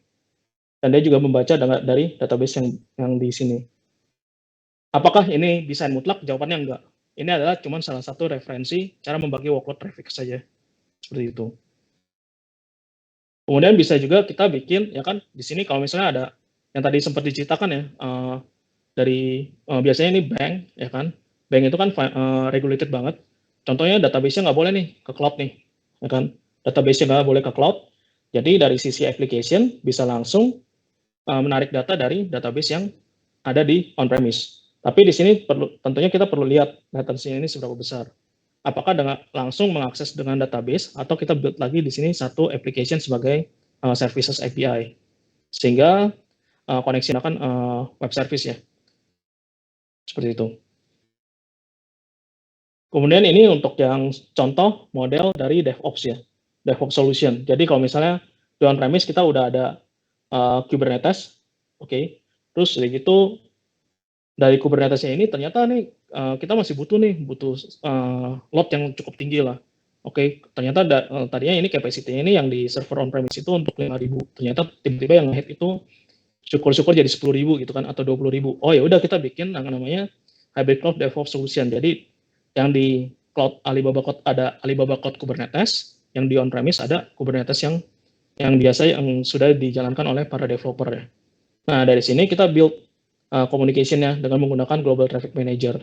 Dari sini akan melakukan transaksi pemanggilan setiap service di API-nya, API service-nya, terus itu masuk ke dalam database-nya. Nah, penentuan database-nya juga bisa ditentukan apakah ingin dilakukan di dalam on-premise atau di cloud itu sendiri. Seperti itu. Yang terakhir adalah hybrid cloud disaster tolerance solution.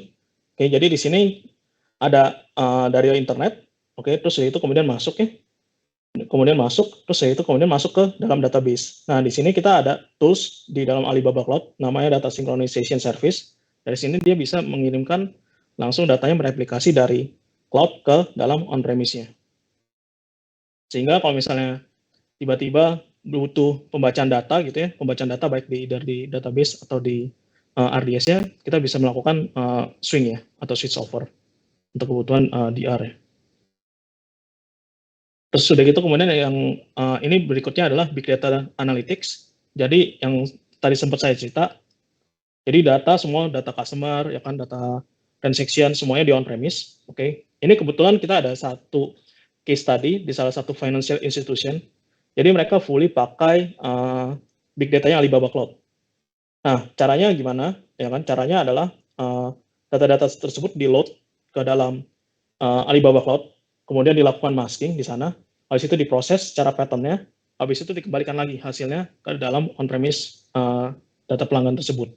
Jadi benar-benar yang dipakai untuk di cloud-nya itu adalah hanya untuk pemrosesan dan proses analitik datanya saja.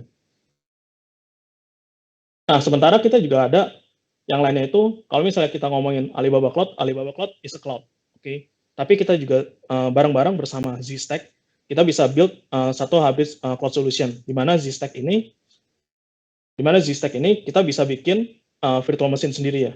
Jadi virtual machine layaknya cloud. Jadi ada VPN as service di dalam Zstack, terus dari itu kita bisa bikin IP public as a service, terus dari itu kemudian kita juga bisa bikin server load balancer as a service di dalam Zstack. Nah, nanti untuk bagian ini, supaya lebih menarik, nanti akan diceritakan oleh Pak David Sugandi. Sekian dari saya, Pak Alex, dan rekan-rekan semuanya, beserta para peserta webinar ini. Terima kasih. Baik, terima kasih banyak Mas Egi atas paparannya ya. Tadi disampaikan ya mengenai Alibaba gitu ya, banyak hal yang bisa dimanfaatkan dari Alibaba Cloud, dan katakanlah tadi juga disampaikan apa saja layanan-layanan yang dimungkinkan untuk dipakai oleh pelanggan gitu ya. Dan kita tahu saat ini kita ngomong sektor finansial yang highly regulated tadi, Alibaba Cloud bisa katakanlah membantu hal tersebut gitu ya, karena Alibaba juga punya data center atau pusat data di Indonesia gitu ya. Jadi tidak menyalahi regulasi dari OJK tadi, karena di OJK tadi diwajibkan bahwa pusat data harus berada di wilayah Indonesia gitu ya. Dan tadi juga disampaikan mengenai kolaborasi dengan Zstack, ya, ngomongnya pronounce-nya Zstack atau ya. Zstack ya. Oke, dengan Zstack yang nanti kita akan bahas setelah sesi ini.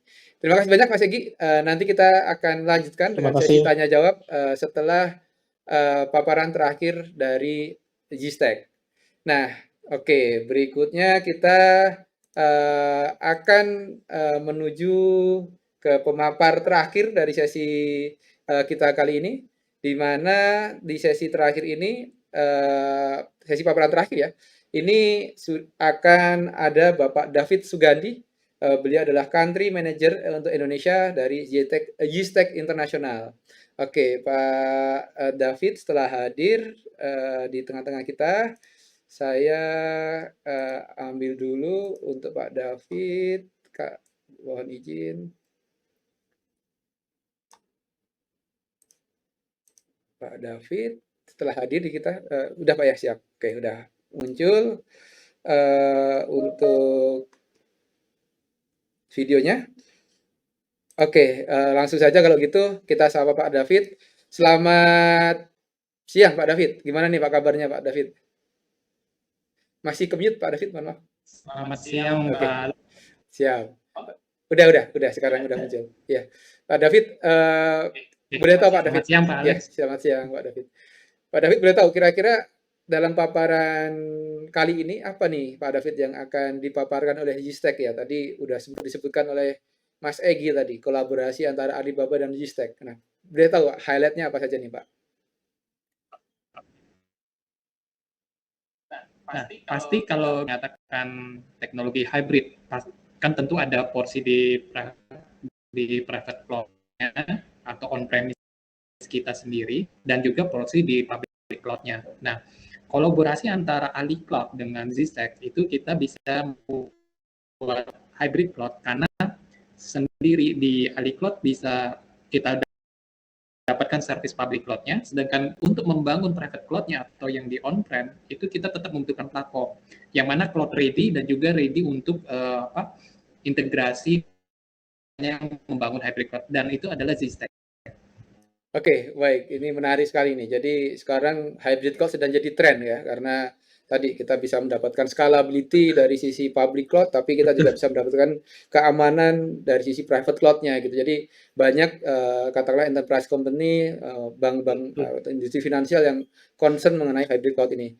Kalau gitu langsung saja Pak David, untuk Pak David waktu dan layar dipersilahkan. Terima kasih Pak Alex.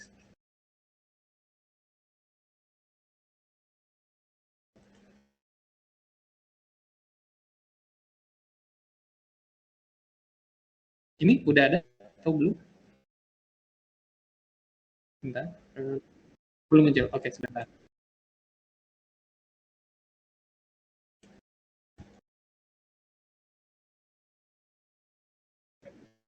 Oke, nggak apa-apa. Ini bisa, Pak. Udah muncul?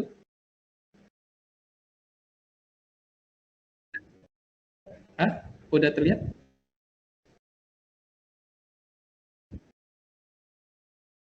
Oke. Oke. Oke, terima kasih Pak Alex atas konfirmasinya. Jadi, mungkin barang belum mengenal siapa itu Zstek kali ya. Jadi ini sedikit pada sesi ini nanti saya perkenalkan siapa itu Zstek dan bagaimana Zstek itu bisa Nah, tadi kita ngelihat sendiri bagaimana Mas Egi di presentasinya kolaborasi ini antara Ali Cloud. Kita bisa mempunyai hybrid cloud solution yang komprehensif. Dan nah kita lihat dulu. Jadi pertama untuk mengenal Zstek. Jadi Zstek ini berangkat dari Cina, kita 11 dan kita baru memiliki office itu di Hong Kong di tahun 2021 kemarin. Jadi long journey sebenarnya. Nah, kalau kita lihat sendiri Zstek customer-nya mungkin sudah ada di lebih dari 30 negara. Jadi yang kalau kita lihat di layar yang biru-biru semua. Terus juga kita udah serve lebih dari 20 jenis industri, vertikal dan horizontal industri. Termasuk juga dari segmennya dan juga sektornya. Terus juga lebih dari 100 skenario, baik itu di financial, energi, oil and gas, communication, gitu. Termasuk juga bagaimana kita menggabungkan kolaborasi itu dengan di solusi Ali Cloud sebenarnya. Dengan lebih dari 250 partner sebenarnya Ali Cloud ada salah satu strategic partner Zstek secara global yang juga untuk melayani lebih dari 2.000 enterprise customer saat ini. Dan Zstek sendiri juga berangkat dari teknologi tersedia open source-nya, jadi kita punya active community user itu lebih dari 1 juta di seluruh dunia, dan rekod yang kami miliki saat ini dari 3 juta jam running time. Ini akumulasi dari seluruh customer Zstek. Nah, salah satu poin kenapa ada kolaborasi antara Zstek dan juga Ali Cloud itu berangkat sejak kita berdiri di 2015. Menarik banyak sebagai startup menarik investor mungkin ya. Gitu. Dan salah satu investor terbesar di Zstek adalah Alibaba Cloud sendiri. Jadi itu masuk sejak 2017 dan berkat berkolaborasi dengan kita go internasional di 2017 dan sampai sekarang. Jadi public cloud partner utama kami secara global itu terutama juga di Indonesia saat ini adalah Alibaba Cloud. Dan untuk teknologi partner karena bukan sebagai platform yang open gitu aja, jadi bukan locking ke satu vendor hardware tertentu, jadi lumayan banyak support baik itu di teknologi Microsoft, Dell, Lenovo, dan kita bisa sebut beragam teknologi yang lainnya lagi. Jadi secara total kita partner beragam, jadi kalau untuk compatibility, untuk support, boleh dikatakan selama itu adalah teknologi x86, itu kita pasti bisa support, termasuk MD ya. Dan kalau dikatakan kita bisa mensupport untuk teknologi hybrid cloud itu, karena memang kita ini bukan platform virtualisasi, tapi memang benar-benar sebagai platform di mana salah satu keutamaan dari Zistech sendiri adalah deeply integrated dengan sistem yang ada di Ali Cloud. Kolaborasi yang sangat unik ini antara Zistech dan cloud di market manapun. Dan kita memang pertama memiliki kebutuhan untuk platform virtualisasi, platform cloud untuk membangun kita akan bingung sih memilih platform mana yang tepat gitu kan. Kalau ini katakan kita tidak akan salah pilih platform yang sangat tepat. Pertama karena memang kita ingin kepada setiap yang menggunakan sistem itu supaya memiliki cloud-nya mereka sendiri, dalam artian private cloud ya. Karena nggak mungkin memiliki public cloud karena itu jatahnya Ali Cloud dalam hal ini. Nah, tapi cloud yang kita miliki ini tentu harus benar namanya standarnya harus tinggi gitu kan, harus karena bisa integrasi juga dengan public cloud yang lain. Dan semua ini dimiliki oleh Zistech karena kita punya memang implementasinya sangat ya kita katakan, terus juga karena dibangun khusus untuk teknologi cloud, jadi tentunya itu sangat kuat di performa dan juga sangat mudah level skalabilitasnya mengikuti dengan kebutuhan kita, dan tentunya bagaimana bisa adaptif dengan sangat untuk kita bisa lakukan penyesuaian, termasuk juga misalnya kalau kita membutuhkan update. Dan boleh dikatakan secara umum industri yang menggunakan banyak sekali dapatkan rekomendasi gitu kan, termasuk juga misalnya salah satu pengguna terbesar dan juga menjadi salah satu Zistech adalah di China Telecom, yang mana kita ketahui adalah telco terbesar di dunia salah satunya, dan mengatakan memang teknologi Zistech itu sangat tepat, sangat sesuai dengan kebutuhan mereka, dan mereka mengatakan bahwa teknologi Zistech memampukan mereka untuk memiliki cloud platform bisnis globalnya mereka. Itu salah Telkom. Sebenarnya ada lagi di Australia, kita itu ada punya service provider, ini hosting company sebenarnya, yang mana mereka berangkatkan Zistech, mereka bisa membangun cloud service itu diperkuat lagi dengan integrasi bersama-sama dengan Ali Cloud yang ada di Australia. Jadi servisnya lebih maksimal lagi. Dan tentunya kalau kita lihat di Gartner, kita punya banyak sekali review positif dari Gartner. Saya tampilkan di Gartner Insight. Jadi bagaimana beragam komponen Zistech, termasuk juga bagaimana beberapa aspek dari Zistech itu kita mendapatkan review yang positif juga, security-nya, compliance-nya, development service-nya, enterprise integration-nya, big data, operation, resiliensi, skalabilitas, dan beragam lagi yang lain, cukup banyak. Nah, salah satunya juga, jadi boleh dikatakan kalau kita di Cina, kita sampaikan bahwa kita langganan untuk mendapatkan award gitu kan, dan termasuk juga jadi di Zistech Mei 2022 officially Zistech Indonesia, tapi sebenarnya kita sudah lebih dari 3 tahun bersama-sama Ali Cloud di Indonesia, jadi pasti ada yang mungkin udah kenal Zistech yang dibawa oleh Ali Cloud. Semua respon prima terhadap Zistech juga cukup positif. Bagaimana Zistech bisa meet dengan kebutuhan atau requirement dari para customer, bahkan boleh dikatakan on par dengan teknologi kompetitif kompetitor yang lainnya yang kita punya saat ini. Mungkin nanti kita bisa bahas di sesi terpisah untuk hal itu.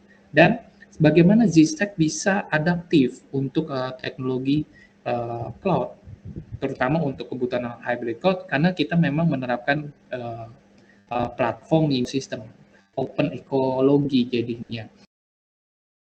Jadi kita support x86, ARM, RISC, termasuk AMD, Intel, tidak terpaku pada brand tertentu, servernya juga sama, terus operating sistemnya termasuk juga Alibaba Open Knowledge, Alibaba CentOS yang bisa disupport oleh Alibaba Cloud, terus mana termasuk dengan metode yang lainnya, terutama misalnya integrasi dengan GitHub dan jadi itu cukup komprehensif. Ditambah lagi Zscaler sendiri memiliki after sales mulai dari basic service yang 8x5 dan juga yang advance itu 2 service, dan semua after sales didukung oleh Zscaler, teknologi consultant-nya, engineer, partner di seluruh dunia mungkin sudah saat ini lebih dari 15.000 engineer, dan semuanya itu gitu, termasuk juga dari rekan-rekan kita yang hadir di sini dan mewakili dari Alibaba Cloud. Dan secara umum yang saya sampaikan yang mana atau untuk memudahkan kita membangun hybrid cloud, pertama ini dengan Alibaba Cloud. Jadi di sini kita lihat bersama-sama bahwa Zscaler memiliki beragam portfolio yang kita fokuskan saat ini adalah sebuah open source cloud platform di mana kita bisa membangun private cloud. Namun tidak sekedar private cloud saja, termasuk juga untuk kita bisa membangun hybrid Alibaba Cloud. Beragam lagi teknologi yang lainnya, mungkin kita lihatlah, mungkin kenapa Zscaler gitu kan. Ya balik lagi bahwa sangat mudah untuk diimplementasikan, juga sangat memiliki skalabilitas level team juga. Kita bisa lihat bagaimana catatan waktu selalu mencatatkan rekor, boleh dikatakan, untuk performanya Zscaler, dan juga smart, bagaimana kita bisa adaptif, bisa akomodatif terhadap untuk pembaruan sistem yang mana semuanya berlangsung dengan smooth. Dan kita bisa lihat bagaimana cloud functionality, cloud functionality, sistem functionality dari Zscaler sendiri cukup sangat-sangat lengkap. Jadi bisa kita dikatakan ini analoginya, kalau kita bisa membangun private cloud, maka kita juga sebenarnya satu langkah lebih dekat untuk bisa membangun public cloud service seperti Ali Cloud. Nah, tapi kita tidak melangkah ke arah sana, tapi kita memampukan bagaimana customer yang menggunakan Zscaler Cloud ini bisa memiliki kapabilitas untuk membangun hybrid cloud yang lebih maksimal.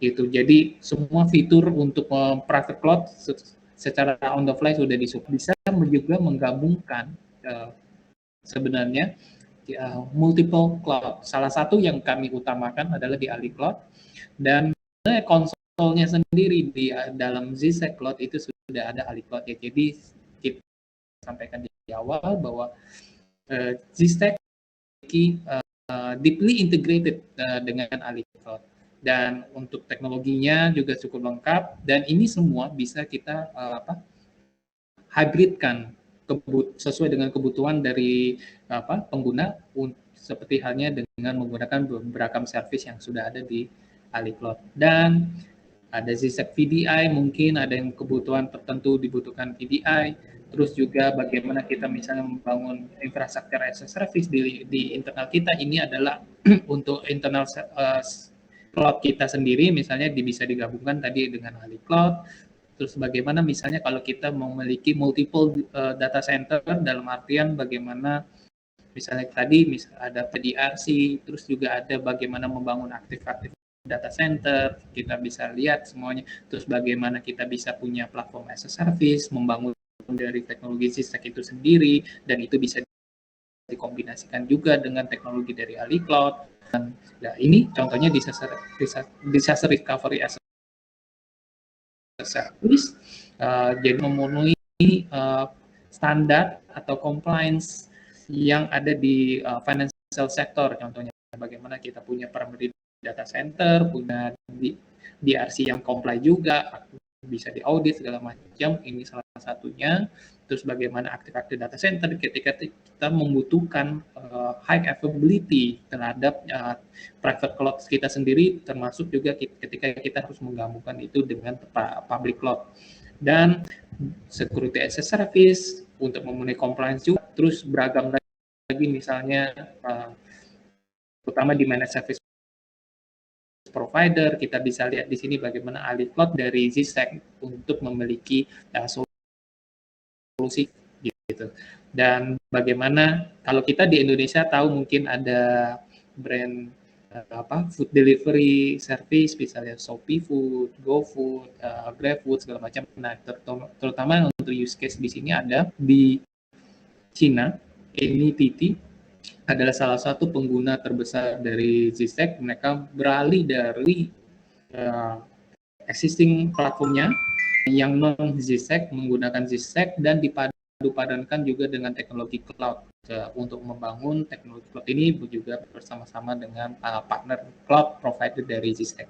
Dan banyak lagi solusi-solusi Zscaler yang lainnya mungkin, tapi kenapa Zscaler itu cukup powerful mungkin ya, terutama untuk memenuhi kebutuhan dari rekan-rekan semua yang di financial sector. Pertama memang karena produk Zscaler-nya sendiri itu cukup lengkap, cukup komprehensif, jadi kita bisa untuk compute manajemennya, resource manajemennya, network manajemennya, interconvergency-nya, network, multi-cloud manajemennya, sampai disaster recovery, termasuk juga dengan data protection-nya. Jadi cukup lengkap untuk memenuhi semua kebutuhan dan memenuhi juga untuk compliance, terutama di yang highly regulated financial sector. Kita katakan Zscaler memang berangkat dari teknologi yang unik, jadi cukup Zscaler boleh dikatakan sebagai pendatang terakhir mungkin ya, yang berdatang belakangan, platform yang sudah ada, yang sudah mature sebelumnya. Kita belajar bagaimana membangun sistem yang lebih baik dari keunggulan-keunggulan pendahulu Zscaler, dan juga akhirnya bahkan Zscaler boleh dikatakan beberapa customer dan juga partner mengatakan bahwa Zscaler adalah platform yang komprehensif dan on par dengan teknologi platform cloud atau virtualization platform yang sudah ada di market saat ini. Dan memang betul bahwa kita katakan bahwa terutama untuk hybrid cloud solution-nya, kita lihat di sini bahwa kita sangat-sangat support dengan Alibaba Cloud. Jadi ini sudah deeply integrated juga dengan sistemnya yang ada di Zscaler. Nah, kenapa Zscaler mengambil jalan ini, dan juga kenapa mungkin dari customer memilih Zscaler? Pertama memang quick time to market, dan implementasi bisa dilakukan hanya dalam beberapa hari, langsung kita lengkap. Dan ketika kita membutuhkannya juga, kita bisa menggabungkan itu dengan public cloud yang lain. Tadi seperti yang saya sampaikan, ada AWS, dengan Google, dengan Ali Cloud, dan Azure. Jadi cukup komprehensif. Ditambah lagi dengan bagaimana penggunaannya. Kalau bisa dikatakan adalah yang sangat-sangat friendly untuk digunakan, untuk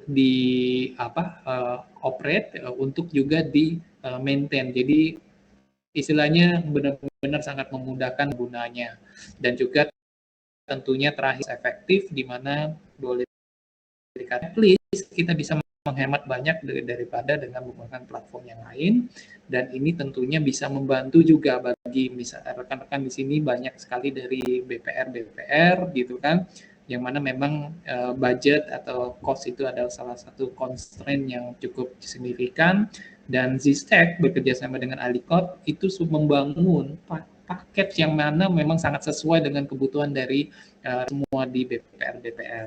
Dan mungkin demikian dari saya, kita bisa lanjutkan tanya jawab bagaimana Zstack dan Alicode membangun hybrid cloud yang bisa membantu rekan-rekan di financial sector.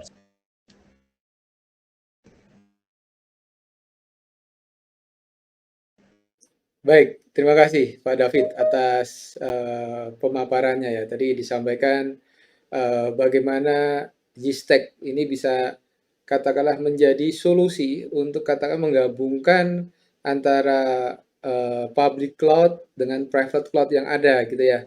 Di mana tadi bisa disampaikan tadi ya, awalnya ini adalah kolaborasi antara Gstack dengan Alibaba, namun sekarang ke beberapa cloud provider yang lain ya. Tadi disampaikan bisa ke Azure, ke Google dan seterusnya gitu. Jadi apabila Bapak Ibu katakanlah ingin membangun solusi hybrid cloud ya, tadi bisa menghubungi Pak David gitu ya.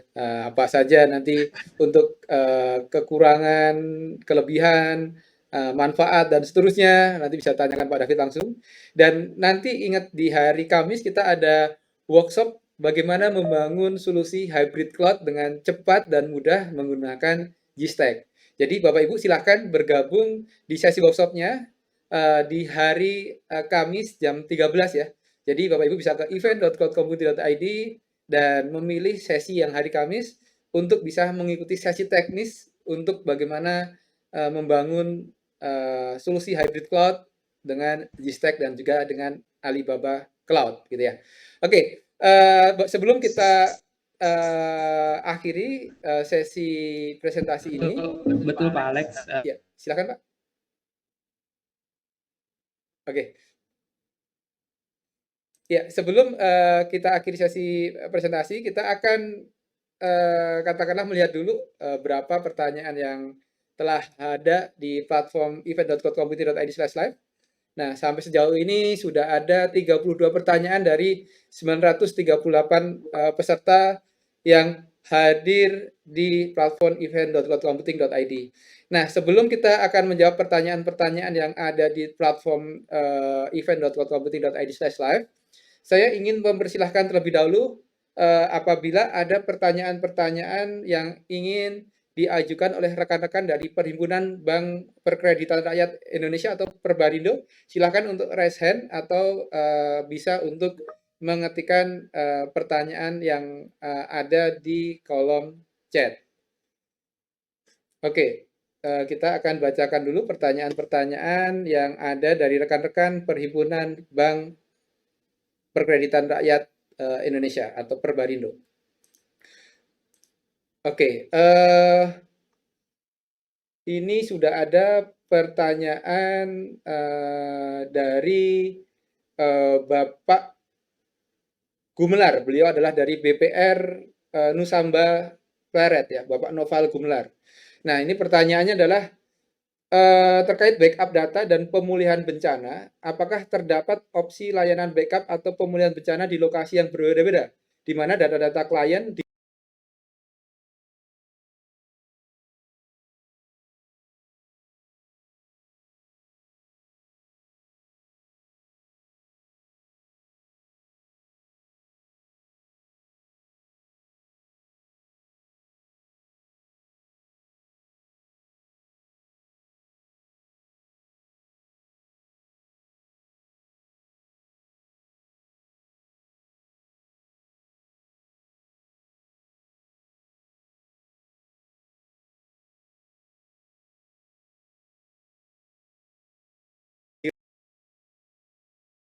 direplikasi dalam periode waktu tertentu.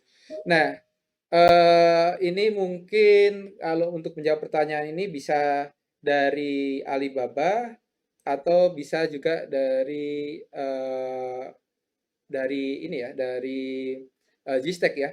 Mungkin saya akan coba ke Mas Egi dulu. Mas Egi, untuk menjawab pertanyaan dari Pak Noval nih.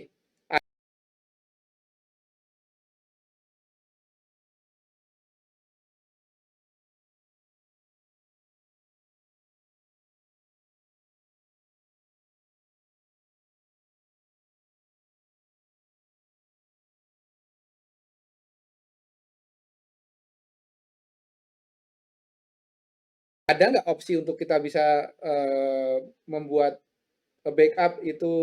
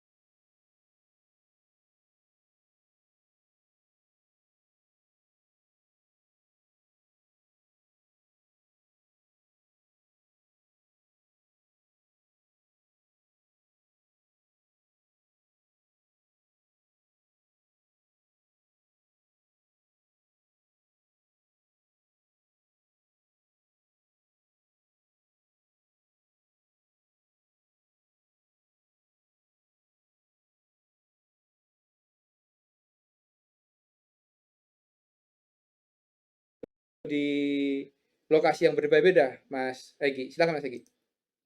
Oke. Pertanyaannya cukup bagus, Pak. Terima kasih, Pak, buat pertanyaannya. Jadi, kalau misalnya untuk backup, sebenarnya Alibaba sendiri, seperti yang kita tahu, kita ada 3 zone ya, saat ini di Indonesia. Oke, ada zone A, zone B, dan zone C. Nah, backup-nya itu kita bisa pakai di salah satu zone tersebut. Atau misalnya Bapak mau backup ke zone A dan zone B, berarti Bapak mesti atur loh. Mesti diatur. Nah, diaturnya itu apakah Alibaba ini ada menyediakan tools-nya. Nah, kalau misalnya di sini kita perlu diskusi lebih lanjut, oke? Karena kalau misalnya kita ngomongin backup dan DR itu pasti ngomonginnya masalah RTO dan RPO. Oke, berapa lama datanya itu paling telat yang mesti disimpan? Apakah boleh deltanya itu